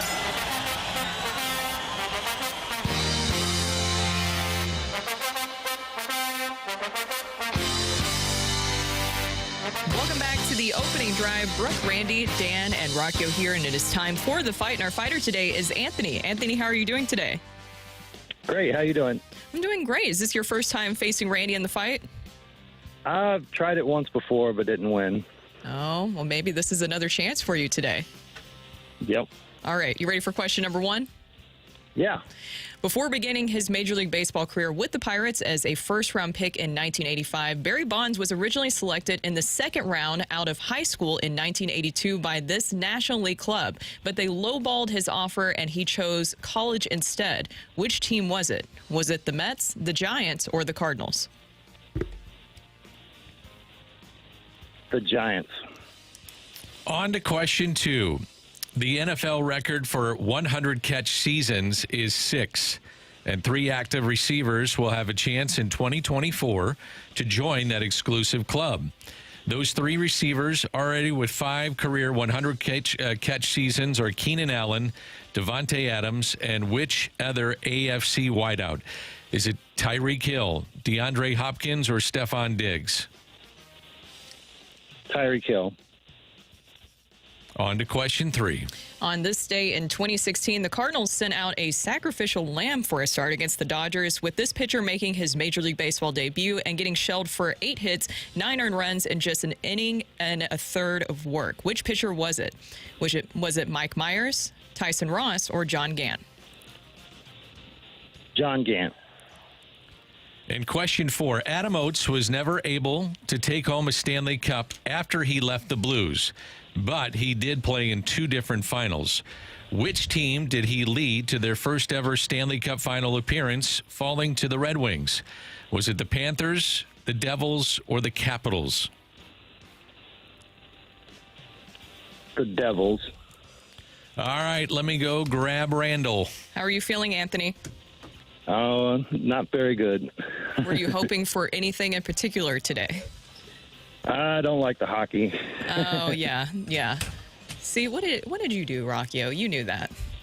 I mean, I thought 2 baseball, an NFL, and a hockey was pretty fair. There's only 4 sports to choose from because Randy doesn't like the other ones. Here comes Randy with his grapes right now. Couldn't find him. Oh, we did. He finally, Where was he? I was photobombing you, and then I went into the studio there to see if I could see myself photobombing you. Oh, okay. There you go. Randy, say hi to Anthony. Anthony, good morning. How you doing? Good. How are you? I'm doing well. Thanks for listening. Thanks for playing. We appreciate it. Thanks. All right. Let's get. Oh, okay. Now I can see it on YouTube where you're photobombing me. I see it right now. You ready for question number 1? Ready. Before beginning his Major League Baseball career with the Pirates as a first-round pick in 1985, Barry Bonds was originally selected in the 2nd round out of high school in 1982 by this National League club, but they lowballed his offer and he chose college instead. Which club was it? Was it? Ooh, I almost gave you. Yeah, you don't have to. We almost had justice for Randy, huh? Good job. Stop myself. Stop it. They lowballed him, huh? After being selected. That might be Barry Bonds' framing of it. Okay. Let's see. Who would have lowballed Barry? Let's see. He's from the Bay Area. I don't think. Well, it could have been the Giants that would have lowballed him at that point in their existence. Hold on. Let me think about it. I'm going to go with. Well, I'll give myself a 1 in 3 chance. I'll do the lifeline here. Okay. Well, I almost gave it to you earlier. Yeah, right. Mets, Giants, or Cardinals? It was not the Cardinals. He grew up in the Bay Area. So I'm going to say that they expected a hometown discount and lowballed him. I'm going to go with the... maybe not. Maybe the play is the Mets. This was in late 70s, right? Or no, late 80s. 1985. Came up in 86. How about that? 82 was the, 82 was the draft year. drafting in the second round first. drafting, and then 85 was the first round pick by the Pirates. I will say that he was lowballed in 1982 by... I'll go Mets. Are you ready for question 2? Yes. We head to the National Football League. National Football League. The NFL record for 100 catch seasons is 6, and 3 active receivers will have a chance in 2024 to join that exclusive club. Those 3 receivers already with 5 career 100 catch seasons are Keenan Allen, Davante Adams, and which other AFC wideout?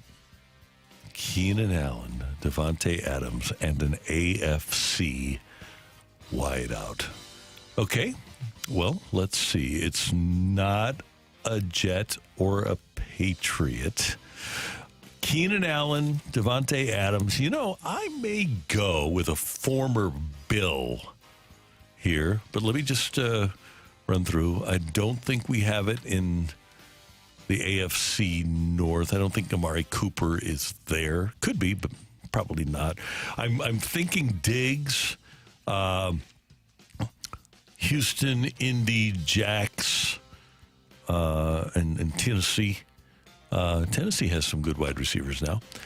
And then you've got the West. I don't think nobody on Kansas City. By the way, I was thinking Tyreek Hill, but I don't think he's there yet for 100-catch seasons. So let's go West. Chargers, no. And they've traded Keenan Allen already. Chiefs, no. Raiders, Devontae Adams, we already know. Chiefs, Chargers, Raiders, Broncos. I'll go with Stephon Diggs. Final answer? Yes, sir. Question 3. On this day in 2016, the Cardinals sent out a sacrificial lamb for a start against the Dodgers, with this pitcher making his Major League Baseball debut, getting shelled for 8 hits, 9 earned runs, and just an inning and a third of work. Which pitcher was it? Mike Myers. Also known as? Mike Myers. Is that your final answer? It is, yeah. I'll never forget that moment. That was those moments, yeah. Yeah. He wished he had a hockey mask that night. He was pretty good, though, after that. He was. When he went into the Really? bullpen. Yeah, and he had a good year with the Angels a few Really years good. ago. Yeah. Are you ready for the National Hockey League? I am, sir. Adam Oates was never able to take home a Stanley Cup after he left the Blues. But he did play in 2 different finals. Which team did he lead to their first ever Stanley Cup final appearance, falling to the Red Wings? I'm going to go their first ever. I'm going to go with the Washington Capitals. Any reason as to why? Because he played for them, and they were an expansion team, and I don't remember them being in a finals before he was there. The Bruins had been to the finals.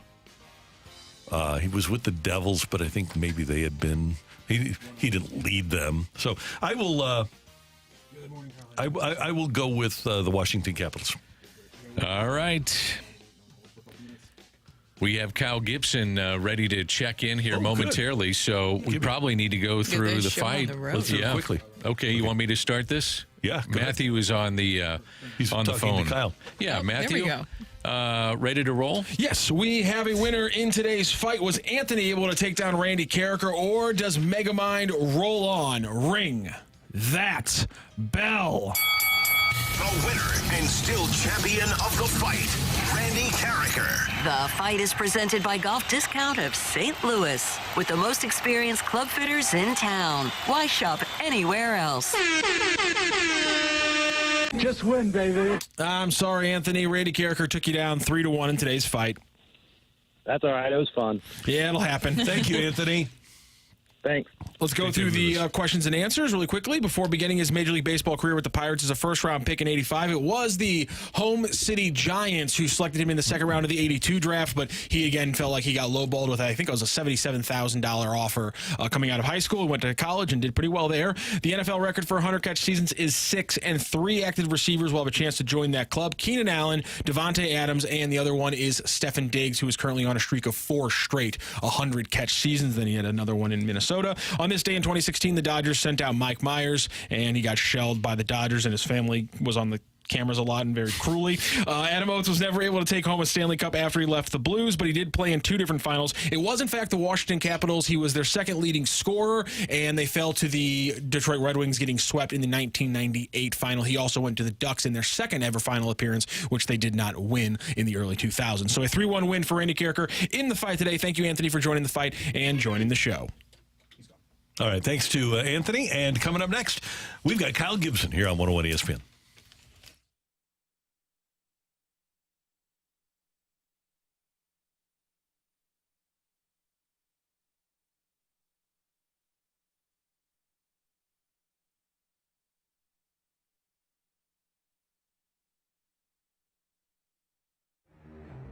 This summer, it isn't safe to go back to the dealership. Down payments, they're too high. You're gonna need a bigger wallet. Not at Missouri's #1 Mitsubishi dealer, Frank Lita Mitsubishi. Every vehicle is just $29 down, $29. What about financing? All you need is a job and $29 at Frank Lita Mitsubishi in the automotive outlet. You get a lifetime warranty, lifetime, no charge. And 0% financing, 0%. Plus pre-owned, as far as the eye can see. All just $29 down, $29. It's a summer sales event. You could save thousands at Missouri's #1 Mitsubishi dealer, Frank Lita Mitsubishi. The automotive outlet in Bridgeton. YesLita.com. YesLita.com. New 24 Outlander, 39.1, 29 down, $547 a month for 72 months at 6% APR. Plus tax tag title to qualified buyers. #1 based on National Mitsubishi report as of 4/1/24.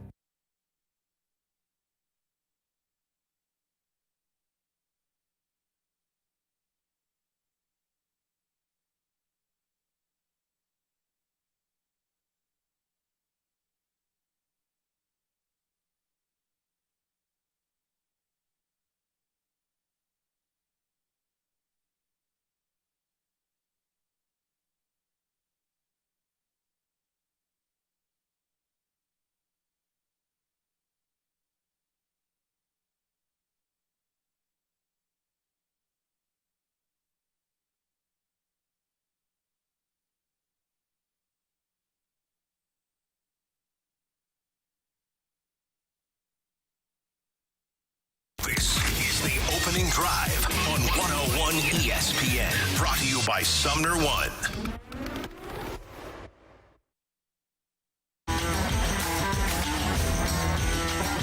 Brooke, Dan, and Randy, the opening drive on 101 ESPN, and we go to the celebrity line. Cardinals getting ready to play the finale at PNC against the Pirates today, and Kyle Gibson, the Cardinal right-hander, joins us on behalf of Big League Impact. Kyle, good morning. How you doing?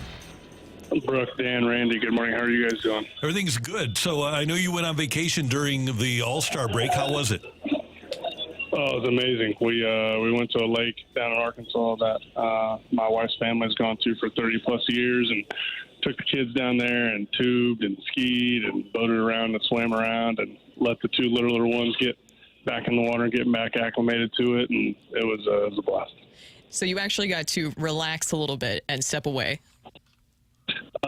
Well, I mean, yes, I did for sure. You know, riding a tube and you know, the kids obviously want me out there. So riding a tube with my son and daughter was, sometimes that's not too relaxing depending on who's driving. But no, it was fun. Well, we have to talk about last night. Did that feel like a playoff game and atmosphere? Yeah, that was an awesome game. You know, we actually watched a few highlights of the last time Pittsburgh was in the playoffs, and just seeing how the place was pretty loud. And last night, there was a couple moments that place, you know, came alive. And, you know, one-on-one Skeens ran back out for the ninth. Obviously, you know, when they unfortunately tied it, but it also got pretty quiet there toward the end. So that was pretty cool, too. But, yeah, definitely felt like a playoff atmosphere, you know, with everybody, how excited they were. What did you think of Paul Skeens, seeing him up close? I mean, he's electric. You know, we were talking about him a couple different points in the game last night. Sonny and I, and Palante, Miles and I, just about the stuff he brings to the table and how he attacks hitters. And you know, as long as he stays healthy, he's going to be, you know, a problem for hitters for a long time, because he can do, you know, not only does he have 100, but he can do everything as a pitcher that you want to be able to do. Throw all your pitches to both sides, have multiple breaking balls. He even threw 2 different changeups. Yeah, he's special. Kyle, I would think as a young pitcher, you come up and you're all in on what you're doing and you're concerned about yourself. But when a guy like Skeens is coming up, when the Cardinals, or when you've had the opportunity, because you were over in the American League, to watch Ohtani pitch, do you actually look forward to that and being in the dugout and watching what a premier guy like that does? I do. I mean, I enjoy watching, you know, good pitchers pitch. It's something that, you know, you hope they do well, but not too well. Obviously, you always want to win the game, so you're kind of hoping for a big inning or a way to get build a little bit of a lead. But yeah, absolutely. I absolutely enjoy watching, you know, other guys throw. And, of course, Lance Lynn, for you guys, he was very efficient out there. I know he was able to get out of a pair of bases-loaded jams there, and he was able to pick up his 2,000th career strikeout in such a big game and back with the team where it all began. How special was that for him? Yeah, pretty cool. You know, we were able to, you know, recognize him after the game, and you know, there's only 6 active guys that have that. You know, I mean, it's I don't know how many guys in their career have done that, but you know, those type of accomplishments, I think, you know, unfortunately might be less and less with just how injuries are popping up and you know, just the length of careers aren't what they used to be. But It's pretty cool for him to pass that milestone, and hope there's more milestones coming up because, it's teammates and players like Lance that deserve to be recognized for how long they've been in the game and what they've done on and off the field. And Kyle, you think about the names. I'm watching the game with my son, and we right off the bat we come up with Scherzer, Verlander, Kershaw as 3, Chris Sale, and maybe Charlie Morton was the other one. So it's pretty good company. No, oh my! Is this a trivia question that I've got on top of Randy Carricker? Okay, well, no, it is not Charlie Morton. Not Charlie Morton. Let me think about it because the Sale was the one that I had difficulty with. You got 5 of the 6. You got 5 of the 6. Hold on here. Let me think about this because we did come up with all of them last night. And Charlie Morton is close, by the way. He's like in the 29s, like 29.83 or something. Oh man, this is good. Okay, give it to me. I don't want to waste our time here. Garrett Cole. Garrett Cole. That's right. Yeah. Oh. Yeah. You're all over it. Yes. Well done. Yeah.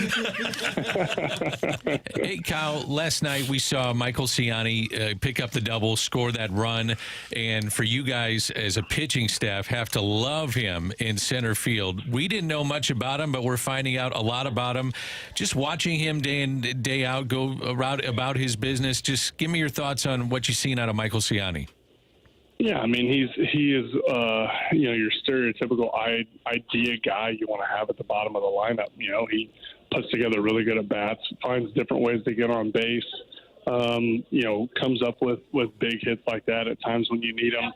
Puts the ball in play well, and just puts a lot of pressure on the defense offensively. And that's really what you need out of your 9-hole hitter, so that he can get on base and the guys ahead of him when the lineup turns over that they got somebody on base ahead of him. And he also steals bases. And then in the outfield, it's been about as good as you can possibly be.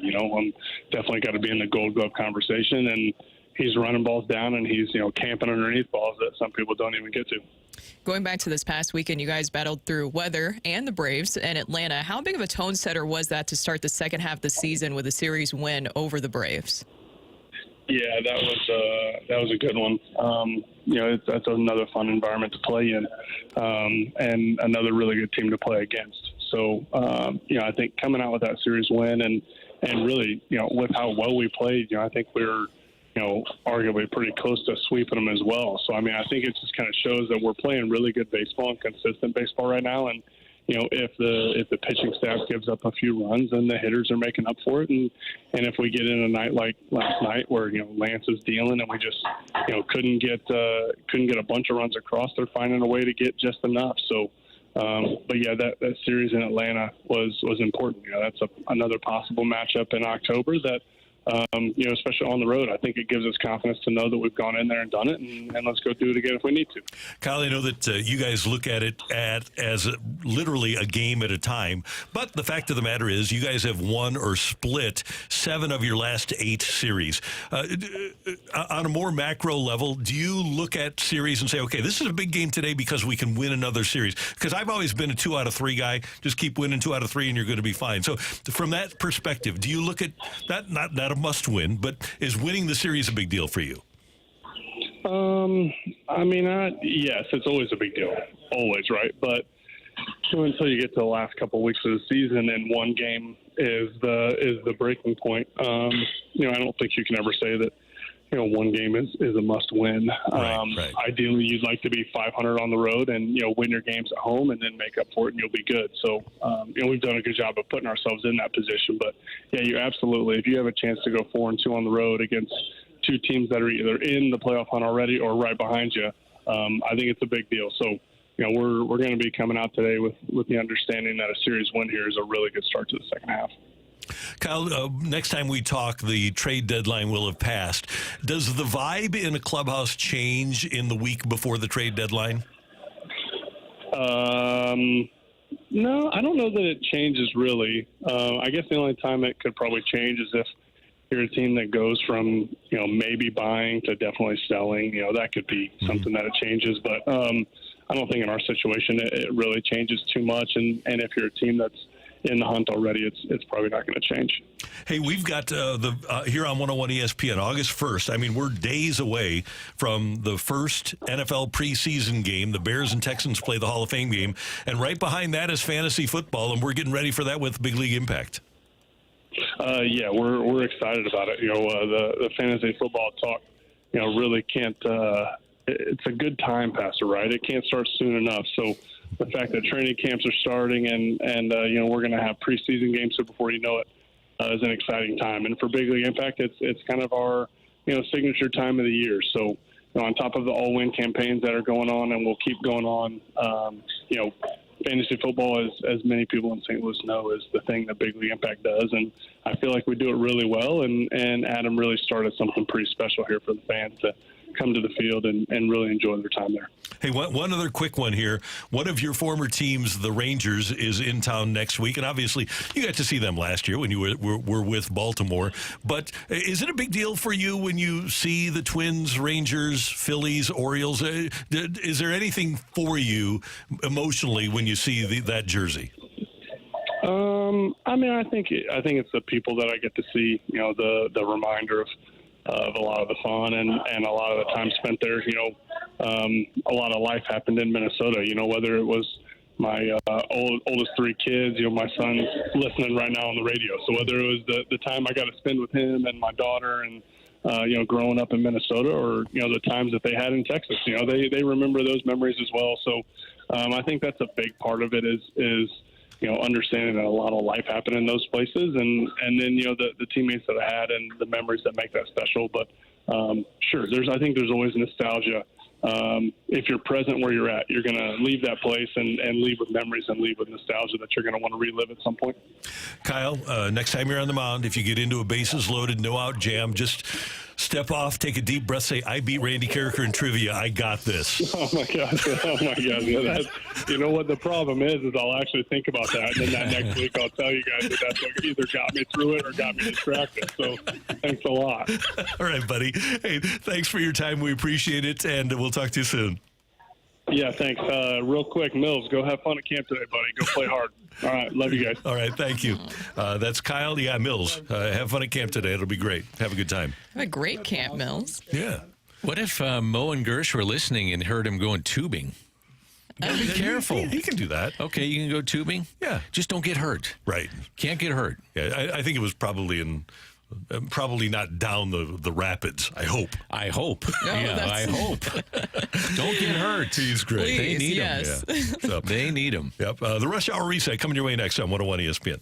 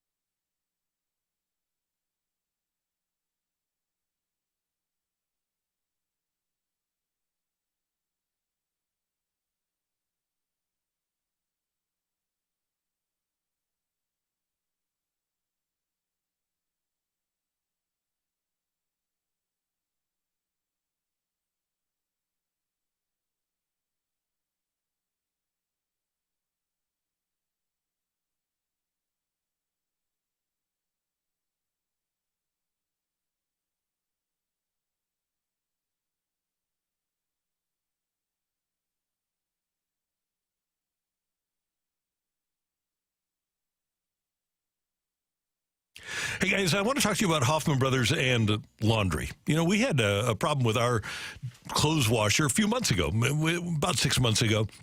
We had a broken clothes washer. It just wasn't working. And Hoffman Brothers fixes washers. Well, they came out and they said, you know what, this is done. It's dead.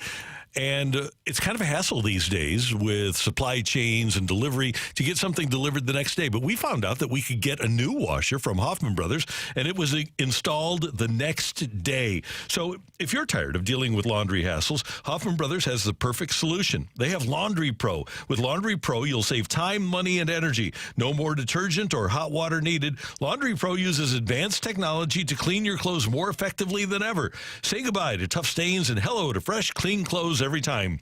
Upgrade your laundry game today. Call Hoffman Brothers or visit HoffmanBros.com to book your appointment. The number 314-664-3011. You can call or text 314-664-3011 and learn about Laundry Pro. And if you want to stay with an old school washer, you can do that as well with Hoffman Brothers, an independent American Standard heating and air conditioning dealer.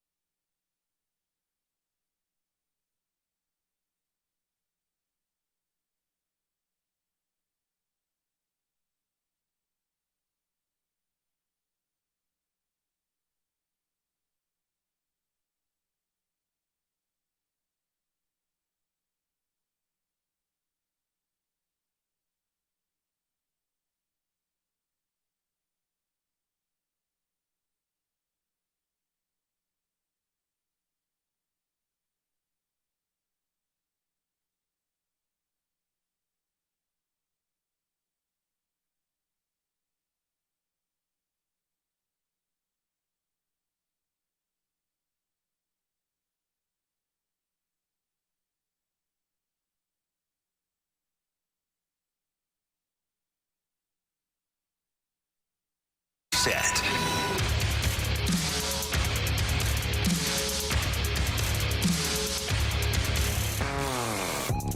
You just heard Kyle Gibson as the Cardinals get ready to take on the Pirates in the finale of a 3-game series today at PNC Park in Pittsburgh. Cardinals will pitch Matthew Liberatore, and he'll go against Martin Perez, who's not having a great year for the Buccos, 1-5 with a 5.61 earned run average. This was sold to us as a bullpen game for the Cardinals. They used the bullpen a lot last night. I'll be interested to see how far down the line they go with Matthew Liberatore in this 11:35 game. I am too. Well, we saw Jojo Romero last night, which I know that we can get into that a little bit. Now we're starting to understand maybe why we haven't seen him here recently, but we did see Kittredge and Ryan Helsley, of course, too, and John King. So and Fernandez. Oh, yeah, you're right. And wow, yeah. we really did go through a lot. So what do you expect today of what we could see? With Matthew Liberatore, do you have the quick hook with him that you've seen recently, or do you let him go if he's dealing? I think you let him go. I think that's something that you have to do. And going back to last night, I still think the story is Paul Skeens. Now, the Cardinals win the game. Of course, yeah. And that stands out from the Cardinal perspective, a fan of the Cardinals perspective. But if you're a baseball fan, Paul Skeens finished the 8th with a 101-mile-an-hour fastball. It was his 91st pitch. He had allowed 2 hits, had not walked a man, and had struck out 8. And they let him go back out in the 9th, and we talked about it earlier. I love that. I love seeing it. Pitch count was manageable. Why not? It's his game to win or lose. Let him do it. No doubt. And I was glad to see him come out for the 9th. And Derek Shelton was playing old school baseball last night. I enjoyed that immensely. And if he was being honest, he would probably tell you this is our best chance to win. I love that approach. If you're a manager, say, okay, who's my best pitcher right now? And Dan, you made the point that we didn't even see Chapman get up last night. So I'm assuming that Chapman was unavailable. So who's my best pitcher to start the 9th inning? of a tie game. And the other thing is, sometimes as a manager, you just say, big boy, this is yours to win or lose. Where you've earned it to come to this point, and I just gave the stats through 8 innings, and the pitch count was low, relatively speaking, is that it's yours to win or lose. Go get it. And I think that's the right way to approach it. Now, the Burleson at bat was interesting to me, and the fact that you had Ciani up, and Aroldis Chapman would seem to be the guy at that time, but he had pitched the night before, and I got to imagine that he was down last night. What I like, though, is that you could tell that Skeens wanted to be out there in that situation. Yeah. He has that competitive energy, and as you guys mentioned, extremely efficient because he finished with 104 pitches for the night, 8 strikeouts for him. It was great to see him want to go back out there. We talk about the manager side of this, but the young player side, because we were talking about he hasn't had Tommy John yet. You know that young pitchers worry about that, but you can tell how competitive he is. And he wanted that moment. He wanted to try to pick up a win or keep them in the game. And it was his first major league loss, but it really didn't feel like it in a lot of ways. So Burleson on an 0-2 pitch comes up with a big hit. Obviously, Ciani with a big hit to get the double going.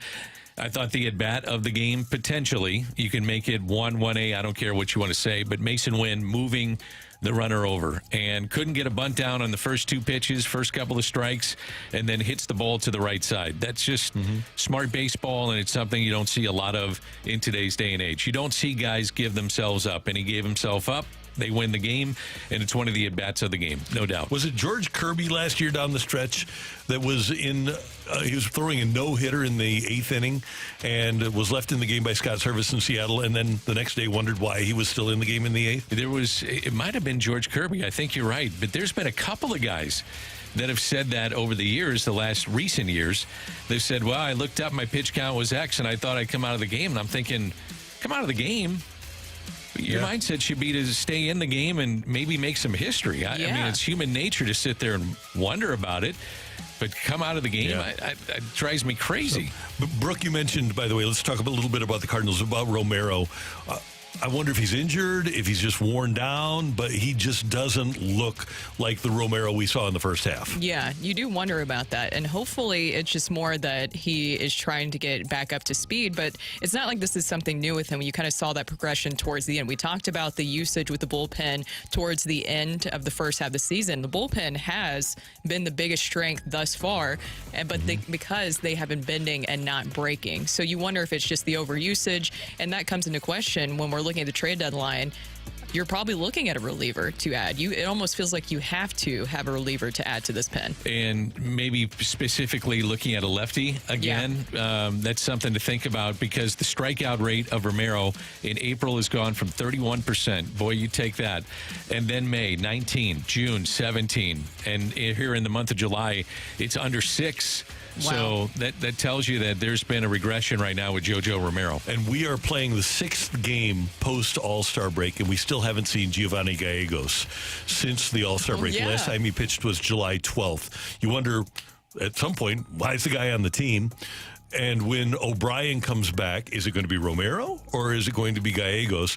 Do they have the stomach to remove Gallegos from this 40-man? I think Gallegos has got to pitch today. I mean, if it's a bullpen game and you've been trying to use him in the less high leverage situations just to see what you have. And be honest, I don't see a lot. You know, I see a slider that's pretty flat and I see a fastball that's dropped in velocity considerably. So he's hanging on maybe for dear life, but we'll see. We'll see if he goes today. Third run average 7.41 for Gio. Ooh, yeah, I think that's a big reason why we haven't seen him. Yeah. Can we go back to Lance Lynn for a little bit? Because I don't know the exact numbers of this, but he's been able to get himself out of a lot of base-loaded situations this season. And I think that he deserves a lot of credit for that. He had a pair of that last night where he was able to get out of that situation. I thought a big moment, a big momentum swing. I mentioned earlier you couldn't take your eyes off this game because so many things happened, but the bottom of the 5th where you had that big play with the bases loaded, that was a huge situation. And Gonzalez with that just little tapper right in front of Wilson Contreras, and Contreras was all over it. Did you guys see just over and over again? I kept watching it. Wilson Contreras and Lance Lynn, just the passionate energy that they showed when they were both screaming and just excitement, and the little wink that Wilson had at the camera at that huge moment there. But that's the thing. There were so many things during that game where the momentum could have gone the other way. The margin of error was so thin, and it was the Cardinals who came out on top once again because a lot of their young players, but Lynn and Contreras deserve a lot of credit there too. And when Ollie was given these 3 starting pitchers, the Cardinals said, we want guys that throw innings. I would guess with last year's staff, most of those starters, Waino definitely wasn't. He was injured and he wasn't around. But when he had the Flaherty's, he always took Montgomery out. When there was trouble on the horizon. These guys are allowed to work through adversity, which makes a huge difference. And that has to enhance their confidence. Even at his age, at 36, 37 years old, Lance Lynn has to get a boost of confidence when Ollie Marmol leaves him in to allow him to work out of that jam. And he needed it a little bit, too. I don't care how long you've been in the game. His ERA was near 7 in the month of July going into that start. So he needed that. He had one long inning, but worked out of it. And there is a boost of confidence when you get that. Allowing a pitcher to get out of an inning, good, bad, or indifferent, is a jolt for a pitcher to say, we have confidence in you. And the Cardinals aren't in a... When's the last time that he took a guy out? Ollie took a guy out after allowing 4 runs in the first couple of innings. Every one of these guys, and it happens to Kyle pretty much, where he'll allow runs early but then settle down and give them 6, and the only runs he'll allow will be those in the first and the second innings. Well, that's what I like, because you have to be able to protect this bullpen too, but let the pitchers work through it. These veteran guys, they have been through so many different situations in their career before. I like that you let them work through it. Now, going back to Liberatore today, hopefully we'll be able to see him get a couple more innings than we're used to seeing. 5 maybe from him. I would like more, but 5 would be, I think, good for him. Let him go 70 pitches and 75 pitches, throw 5 innings. I'm happy. Efficiency. Yeah. That's what you're looking for, just efficiency. And sometimes you got to wear it for a team to get uncomfortable, and maybe that'll be the case today if they extend them just a little bit more than they thought. That's Dan. That's Brooke. I'm Randy, and that is the Rush Hour Reset. Coming up, you'll be shocked at who is the subject of They Said What? Next on 101 ESPN.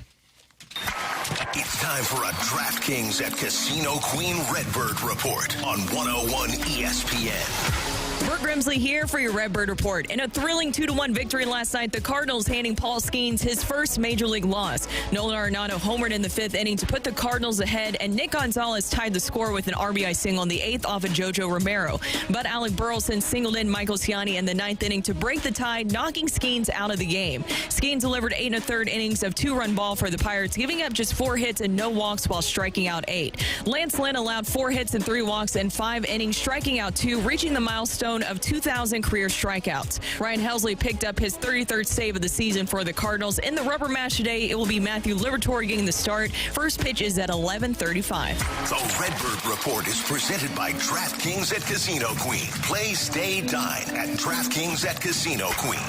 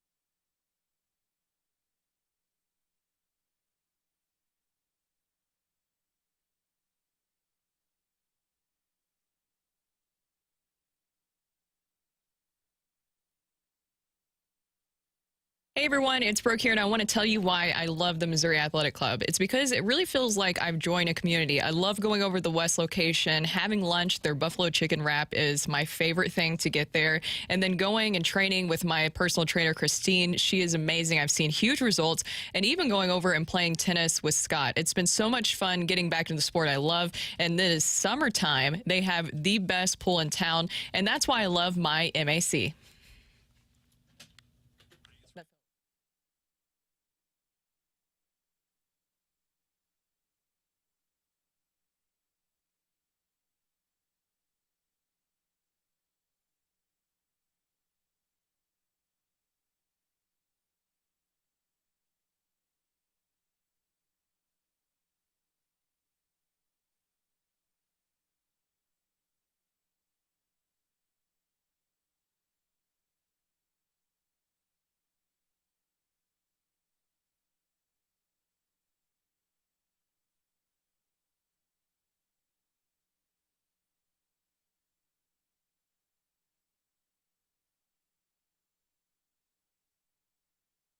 Hey, in today's business, you need customers and you need customer engagement from social media. It makes such a big difference when you utilize social media because that's where people are going now to learn about your company. So if you want to make the best use of social media, get in touch with my friends down the hall at our own Hubbard social media place. It's called 2060 Digital, and they do so much more than just social media. They'll build a fantastic website for you. They'll work with algorithms to make sure that when a search engine is used, you show up first. 2060 Digital is, as we mentioned, a sister company of 101 ESPN, and they understand that not only are connections made through social media and the website, but they're nurtured there as well. And they will simplify the complexities of digital marketing with 2060 Digital. All you need to do is make an appointment right now.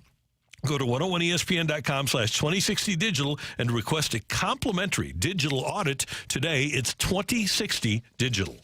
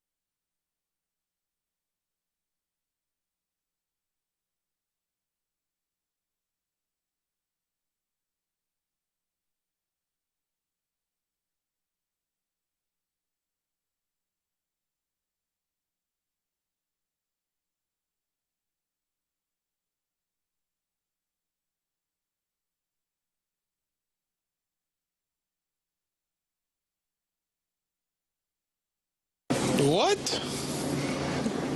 Bro, what are you talking about, man? What you talking about? What the hell are you talking about? What you talking about? Do you actually listen to yourself when you speak, or do you find you drift in and out? What you talking about? Bro, I'm out, man.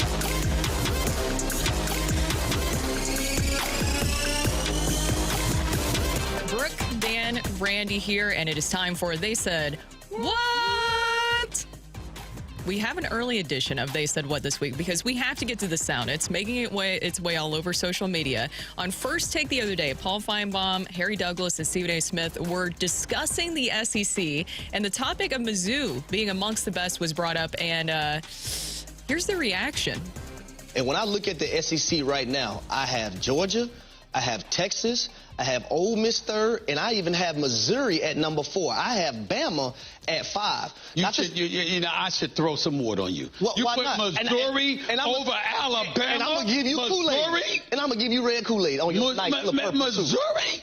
What? I mean, did you spike that Kool-Aid without telling us? Did you have somebody throw something Missouri well, let me ask you over a question. Alabama? Have you heard of Luther Burden III? Because he a burden on the whole damn SEC, and I should say college football. Okay. Have you heard of him? No. Have you heard of Brady Cook, no, the quarterback? No. I ain't hear nothing. When Paul, you better coach him up. You better coach him up, Paul. Of course I heard it, but I ain't hear nothing when it come to Alabama. Roll Tide, baby. Roll Tide. Now, if you're going to give me Georgia, I'm feeling you. You want to give me Texas, who beat Alabama by double digits? Stephen A., I'm giving you reality. Missouri? I'm giving you reality. Oh.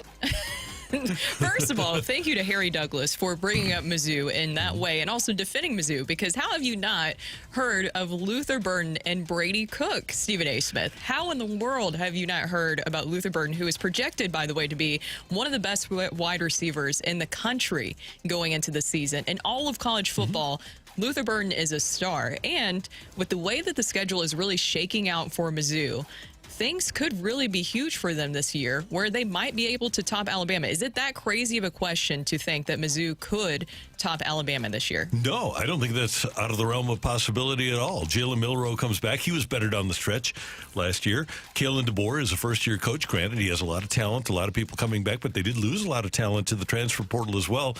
I could see Alabama being vulnerable. Would it be an upset if Mizzou would go in there and win? Yes. But could I see Mizzou winning the game? Absolutely. I'm shocked that he didn't know who Luther Burden is. Doesn't surprise me he doesn't know the QB. And I give him credit because we're talking about it the next day. Yeah. That's his job, is to stir things up. Now, he tries to cover a ton of sports, and it's tough to do. But I give him credit. That is his job, to rile people up. So I had no problem with it. Guys, I just logged on to Pro Football Focus and went to their NFL draft page and scrolled down to Big Board 2025. Number 1 on the Pro Football Focus Big Board 2025 draft is one Luther Burden. So you probably need to know that guy. Yeah. Number 1 right now, according to them, Luther Burden should. This is Pro Football Focus. They know kind of what they're talking about. They think he should be the number 1 pick in the draft next year. Yeah, I think that Luther Burden is a pretty big deal. Now, somebody from the 636 says he did say quickly in there that he has heard of Luther. Need to listen closely, but does he say, of course I've heard? Can we play back that one segment? He did say that he had heard of him, but I think the reason he'd heard of him is because Harry Douglas just brought him up. Nice recovery. Have you heard of Luther Burden III? Because he a burden on the whole damn SEC, and I should say college football. Okay. Have you heard of him? No. Have you heard of Brady Cook, No. quarterback? No. I ain't hear nothing. Paul, you better coach him up. You better coach him up, Paul. Of course I heard of it, but I ain't hear nothing when it come to Alabama. Roll Tide, baby. Yes. So there was a no, and then of course I've heard. Yeah. Dan, you nailed it. And this is a guy that used to work with Skip Bayless. He is there for a reaction, and he got a reaction. He's getting a reaction out of us this morning. And if you're a Missouri fan, you're taken back by it. You're not happy about it. But that's his job. His job is to make outlandish statements and to get you talking about it the next day. And he's paid millions of dollars to do it.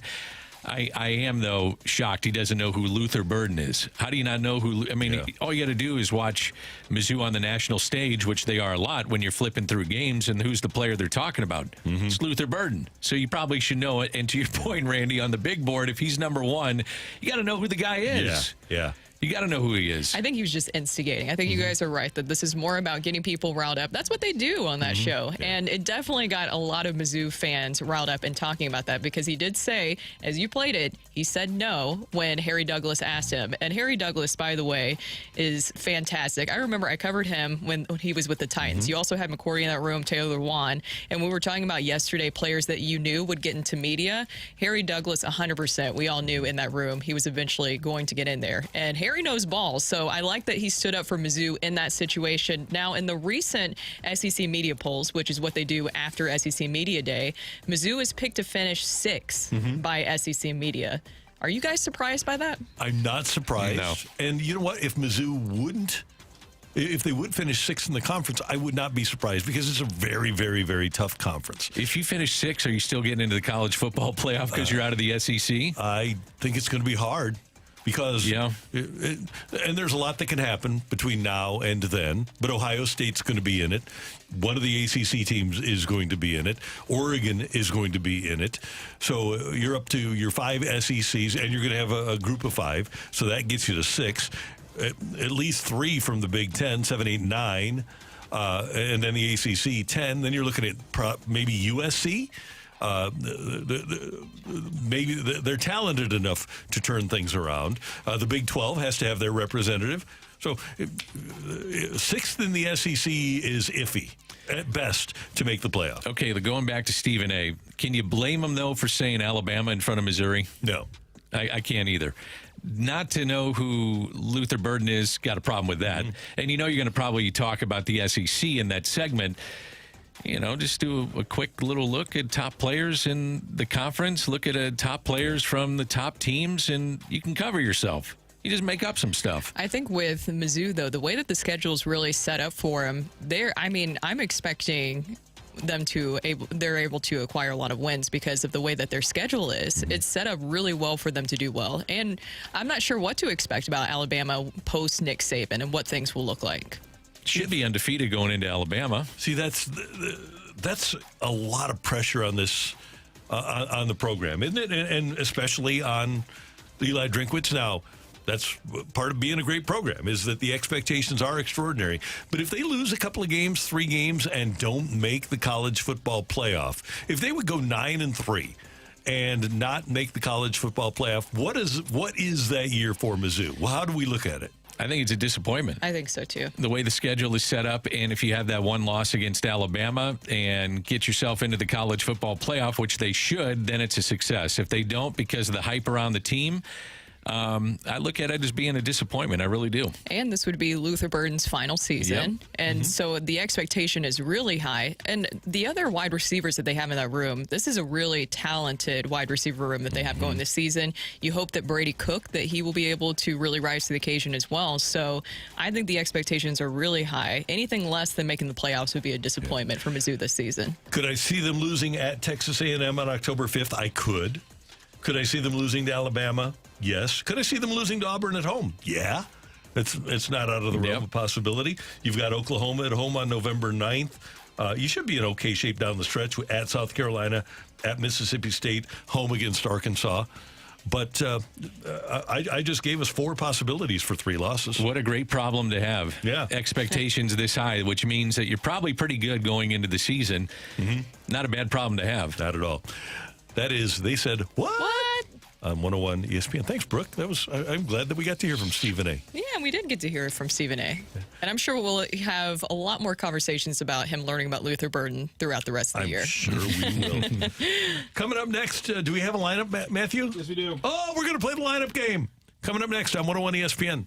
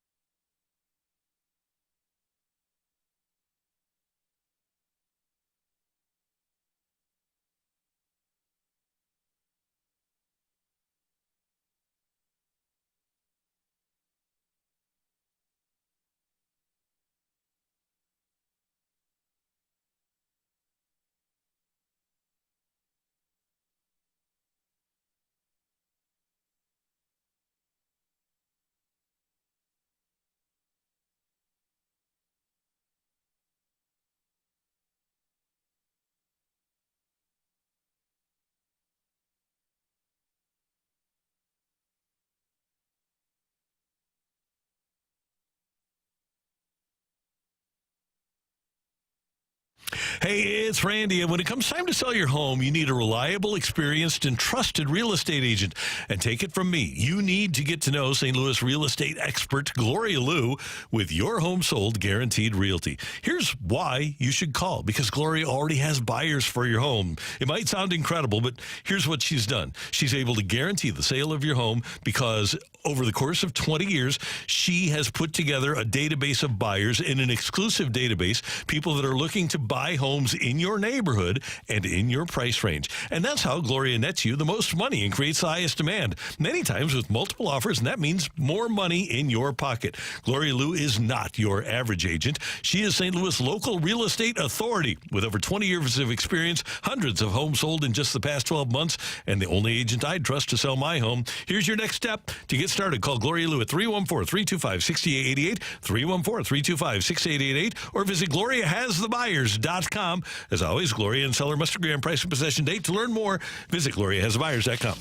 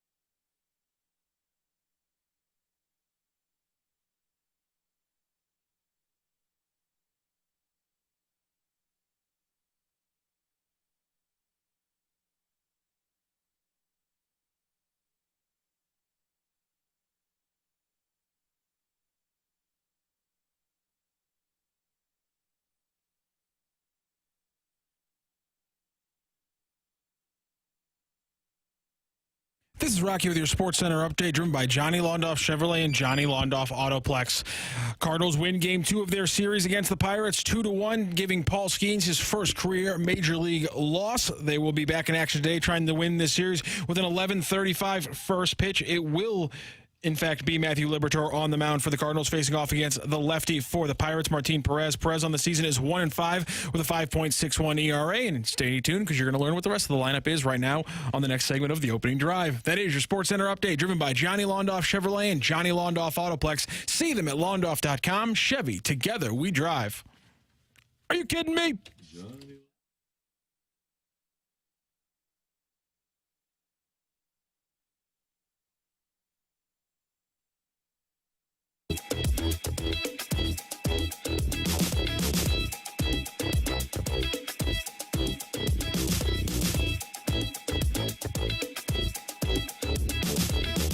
Cards and Pirates, 11:35, and the Redbirds will pitch Matthew Liberatore against Martin Perez.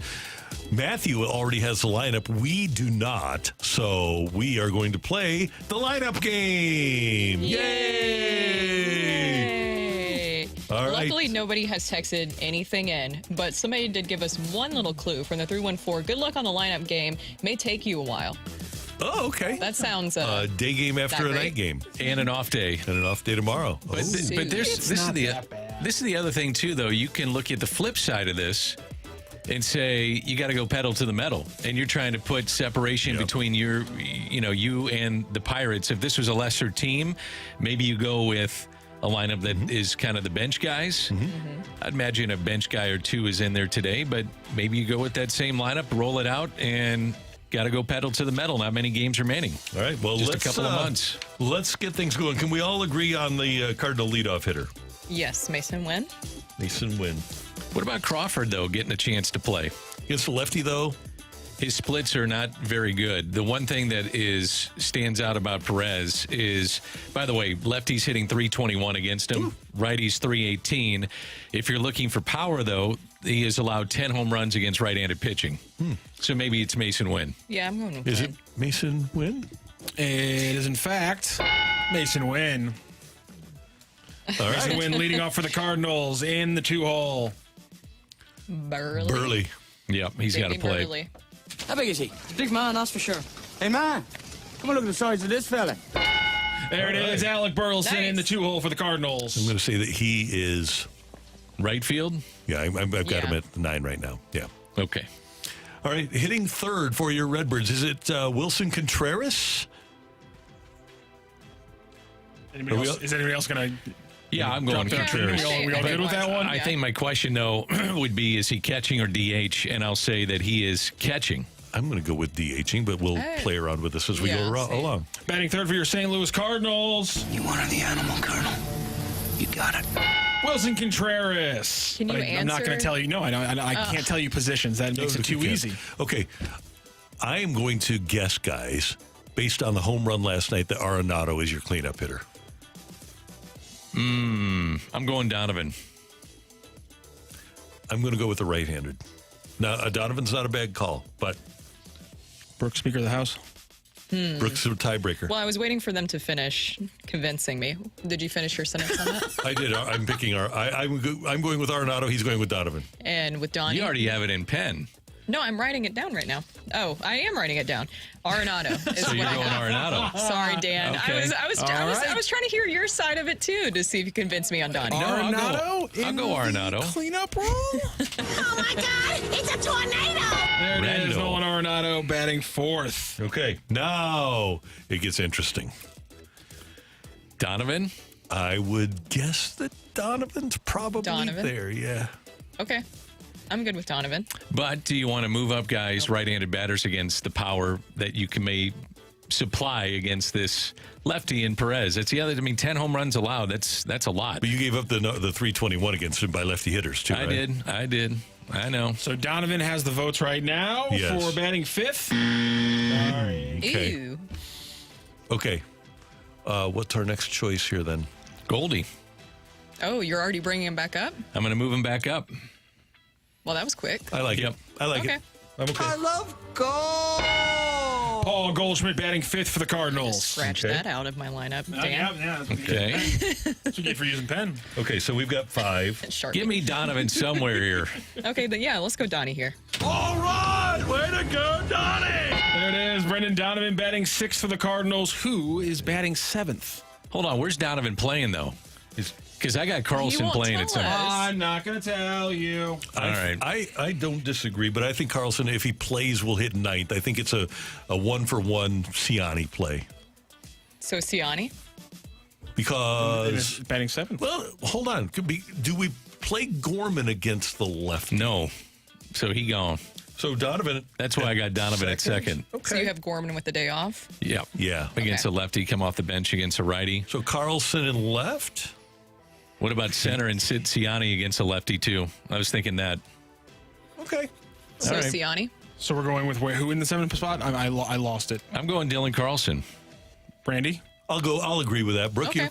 Carlson. And you're going to go Dylan Carlson? From my cold, dead hand. It is, in fact, Dylan Carlson batting 7th for the Cardinals. Oh, Okay. no, that's sound. That might be my Pahes. favorite. If anyone can text in what that's from, I'll be very happy. What is our outfield right now? Have we established our Burleson outfield? in right, Carlson in center, and you need a left fielder. So, Newt? Yeah. We're missing an outfielder. Yeah. Newt. Newt's fine. Yeah. Give me Newpar. Lars Newpar batting 8th for the That is a Cardinals. pull. So then Pahes. Yep. Pahes. If Contreras DH, then Pahes has got to be behind the plate. And batting 9th for the Cardinals. Quit it! We're in the presence of the page master. There it is. Pedro Pajes batting 9th for the Cardinals. And here is your lineup today for an 11:35 first pitch. Obviously, Matthew Liberatore on the bump for the Cardinals. And Mason Wynn leading off, playing shortstop. Alec Burleson in the 2-hole, playing right field. Wilson Contreras is your DH for today, batting 3rd. Nolan Arenado at the hot corner, also in the cleanup spot. Paul Goldschmidt playing first base, batting 5th. Brendan Donovan playing second base, batting 6th. Dylan Carlson is your center fielder, batting 7th. Lars Newpar in left field, batting 8th, and of course Pedro Pajes, the page master, behind home plate and catching for you today. So we only missed one. Yeah, that was pretty good. Pretty good. Question about Goldie. Do you keep him here, I don't think I would. or do you move him back down in the lineup again? I'm here against a left-hander Exactly. today. That's why I would do it. Yeah. And with the home runs that this guy's given up, why not give yourself the best shot? Maybe he walks into 1 or 2. Who knows? But maybe your 2 corner guys are starting to feel it a little bit. Arenado's got 3 hits since the break. Mm-hmm. Yeah, but 2 of the 3 home runs. Yeah. All right. Hey, he's right-handed Nolan Gorman. You know what's funny? I mean, here's the thing, though. We've been saying it since day one. You got to have these 2 guys hit at some point. They have to. Yep. But I don't know if I believe it, but man, that would help a lot down the stretch. Absolutely. That's what you need. Would. I need a suggestion, by the way, from the. I can't figure out a Newt sound.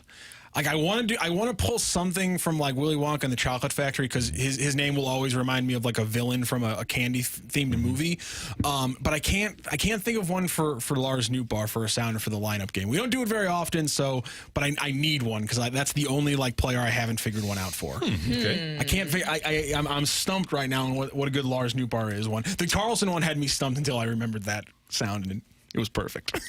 So it was good. If you have any suggestions for Lars Newpar, please let me know. Whatever this is. Newt. Have you seen this? Is it a song? I don't know. Well, I can't play. It's I can't. the meme. I can't play songs. I'll try to listen to So it we'll off air see. because I don't Okay. want to get you in trouble, Rockio. But maybe this is a possibility. I will work on this. But yeah, for let you. me know text and YouTube chat if you have an idea for a sounder for Newpar. If there might be one. Have you ever seen the Alfred Hitchcock movie Rear Window? I have not. No, why? No. So the presumed murderer is named Lars. Okay. I didn't think about going with the Lars angle What are as you much, doing, but I can do that. Lars? So Okay, yeah. What are you Okay, doing, there you go. Lars? That I was like a that. good Okay, I might as pull. well go find that out. Yeah, I had not seen that movie. it's a good movie. Pretty much all Alfred Hitchcock movies are good. Oh God! Somebody said the Newt scene from Monty Python and the Holy. Of course, it's the Newt scene from Monty Python and the Holy there we Grail. go. Son of Yep. a. Son of a. Coming up, we're going to give away some tickets for the Bud Bash. I thought you Never actually mind. threw Never mind. something. I need a new one. That's what the fast lane uses, and I'm not stealing Marshy's. Oh, okay. We'll do Lars or something like that. All right. So that's the game. That what was it called? What a lineup game it was. There it is. Yeah. Coming up, we're going to give away some tickets, and we've got Rocc and Roll here on 101 ESPN.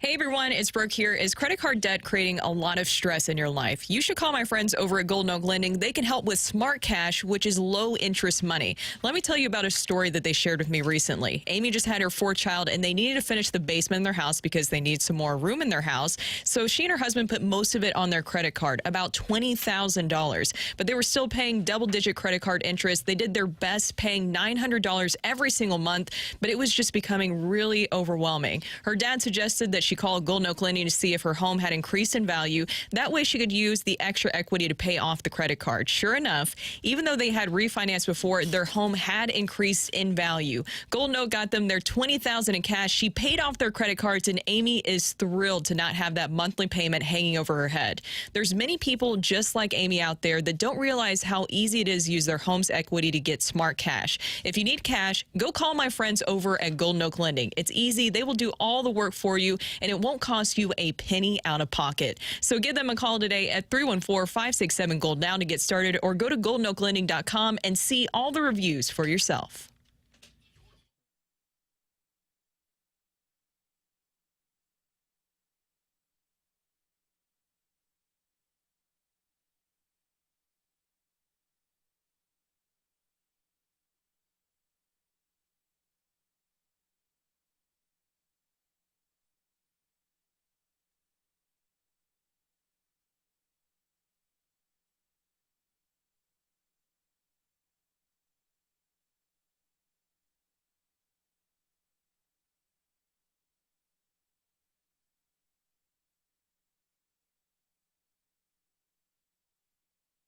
rock!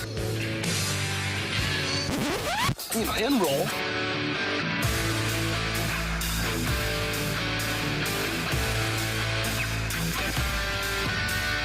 Let's rock. Let's rock today. ESPN is your chance to win a pair of, actually a 4-pack of tickets to next Tuesday night's Budweiser Bash game for the Cardinals and the Rangers. This should be very popular. Next Tuesday night, this is the 30th. That is 1 week from last night. Rangers and Cardinals, Max Scherzer against Lance Lynn. So you are, at least right now, vying for the opportunity to go see Max Scherzer pitch for the Rangers. Next week's Bud Bash game features a limited edition bobblehead of Steve Klein as well. You can get all the details on this season's series of Budweiser Bash Cardinals games now at cardinals.com/promotions. But that's probably your last chance to see Max Scherzer pitch in Busch Stadium. So you might as well go to cardinals.com and get tickets and pick up the Steve Klein bobblehead as well. But we've got a 4-pack for you right now. Text in 314-399-9646, 314-399-YO-HO to win Budweiser Bash tickets for Cards and Rangers on July 30th. And Matthew has a great trivia question for you. It's not really promising. Well, you're promising a great trivia question. I said I had a trivia question. Oh, okay. I thought during the break, man, I got a good one today. No. I was honestly just gonna build one off of the one of the 5 questions we had today, just because I like rewarding people who are paying attention when we read 5 questions and who are listening throughout the show. I appreciate that. And no one correctly guessed what the Arizona State Cold Dead Hands sound was from. Well, people who aren't eligible for the winning correctly guessed what it was from, but nobody else on the text line guessed what it was from, and I was going to give anyone who guessed that correctly the win. So instead, we're going to do a trivia question that I'm pulling from the fight, which is today is the anniversary, and not a very happy one, for Mike Myers when he got batted around in his major league debut. We said it in the fight, and so here's the question. How many earned runs did he allow up to the Dodgers in just 1 1/3 innings of work? How many earned runs did Mike Myers allow up to the Dodgers in his major league debut 8 years ago on this day? I'm going to go with many. Yes. Many. I'm going to need something more specific for the actual win, though. Oh, okay. More than one. Okay. I like those odds, Dan. Also a very good guess, but not necessarily what I'm looking for. Okay. Is that okay? Yeah, sure. Okay. Are you guys okay with giving me a little bit more detail? We can't. Oh, I can give you more detail. We're asking people to text in to to provide. Sorry. I'm very used to Dan trying to answer my trivia questions. No, I thought you were going to go with where did Barry Bonds play college baseball, so I just threw out Arizona State. He was a Sun Devil. Yep. Oh, man, that would have been a good one. Yeah. I should have thought of that. That would have been a really good one. You would have been mad, though. I don't think about colleges when I think about baseball players ever. Really? Like it's never a thought. It's never a thought process I have because it's just I don't think we equate college. I don't think we play baseball players to the college they play at. Paul Skeens. Even I remember. I was going to say, except for maybe like the last 5 or 6 years when college baseball kind of has gotten a little bit more pub. Brad Thompson. UNLV. Close. He's from Nevada. Dixie Community College. Oh, oops. In Utah. How did you not get that? I knew he was from Las Vegas. I know he's a fan, so I thought that's what it was. You didn't know of the Dixie Community College?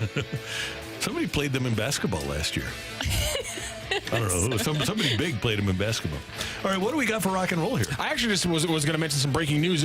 Brooke mentioned it as well. Stan Bowman, following the Blackhawks scandal and being reinstated by the NHL, has been hired as the general manager of the Edmonton Oilers. Whoa. Yeah.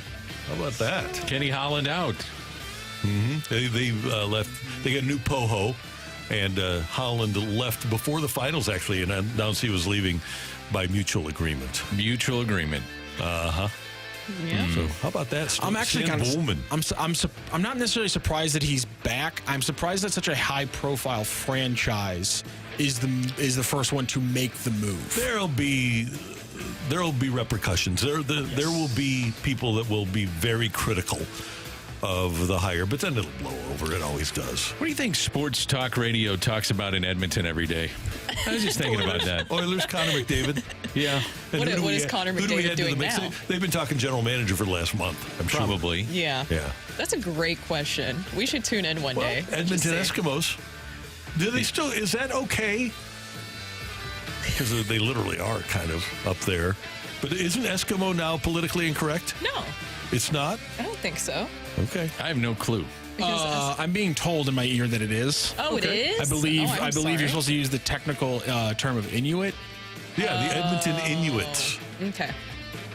There you go. So they probably talk some CFL football. Or the more technical, I'm sure there's more technical First Nations terms that you're probably supposed to use up there that I'm extremely ignorant of, and I apologize. I've always been partial in my Canadian sports talk to talking about the Ottawa Rough Riders and the Saskatchewan Rough Riders. I bet they talk a lot of Olympics. Oh, yeah, I would think so. That would probably be Canadian something. basketball? Oh, Maybe so. Yeah. Basketball. I'm not disparaging, by the way, Edmonton Sports Talk Radio. I'm just trying to figure out what they talk about. Well, because the NHL, Randy and I were talking about this the other day. When they're off for the offseason, they truly are off for the offseason. There is not much going on. Yeah. I mean, with the NFL and even with baseball, we're used to maybe having some things to talk about Everybody during the goes to offseason. their cottage in Canada. Yeah, and the NHL, they really do take a full break. They stay away. They don't even have cell service at their cottages in Canada. Have you been there? I have. Where'd you go? Hold on here. The English River in Ontario. Forgot the name of the town. Town in Ontario. You would do that with your pops, right? Yeah. Cool. We went fishing up there. Yeah. So it was good. So anyway, back in the day, younger broadcaster, advent of all sports talk radio, I would do nightly hits. I mean, 2 or 3 hits a night up in on the Fan in Toronto with one Dan Schulman. He was doing talk every night. I was at the ballpark every night. So yeah, and the Cardinals were hot. It was Whitey ball. And so I was on with those guys all the time talking baseball in Toronto. He is one of the best play-by-play guys in hoops and in baseball. And one of the nicest people you'll ever meet. He's tremendous. He's a great guy, too. Yep. So that's my connection to Canadian All Sports Radio. I have appeared on it before. So have I. I used to do those hits all over the place and did the Fan in Toronto all the time. Yep.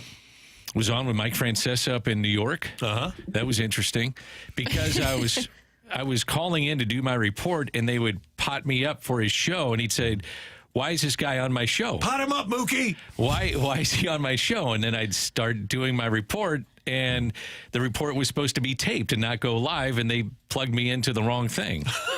So my gosh. I just kept doing like the Rams take on the Seattle Seahawks today in St. Louis. And he's like, "What is this? Why do we have this guy on?" Oh, that's great. I need to expand my international reach then. I think the only thing I've been on is Korean TV. Remember KK during spring training, the amount of Korean media, which, I mean, they're going around all the different spring training games and teams and stuff, but that was my only international appearance. And you don't speak Korean. And I don't speak Korean, I was thinking you did. No, it's Japanese. There's a lot of great Mike Francesa stuff on the interwebs, which one of the all-time greats is when he fell asleep on the air. But I think my favorite is somebody called in and asked, and he didn't preface this, the Syracuse head football coach there in New York was Dino Babers. And somebody called into Francesa's show, and Babers had been there for like 2 or 3 years, and said, "Hey, Mike, what do you think of the job Dino Babers is doing?" And Francesa said, "Oh, you're playing with me now. There's no such guy as Dino Babers."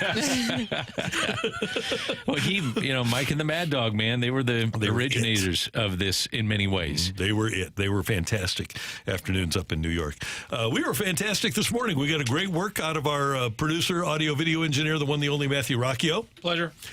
Brooke, did you have fun today? Yes. And she's wearing her family golf cap. I am. Way to rep the tours. I'm trying to outduel Dan with representing with hats. And Dan's got his Norwood Hills hat on. I've never come in here without a hat. You have not. I don't think I've been here for 7 months and haven't come in without a hat. Tomorrow, I am also going to wear a golf course cap. I'm not sure which one, but I'm going to wear a golf course cap tomorrow. Are you playing golf afterwards, after the show? Tomorrow? Yeah. No, you just want to fit in. Yeah. Okay, I good. might try to get out and hit a few today. We'll see. Good. Is it supposed to be nice? I think so. It's supposed to be beautiful. We've got a balloon party with T-Mac and Ajax coming up, followed by BK and Ferrario, and then the Fast Lane. We thank you for tuning in, texting in, and being a part of the show. And for all of us, until tomorrow morning at 7, have a happy hump day, St. Louis.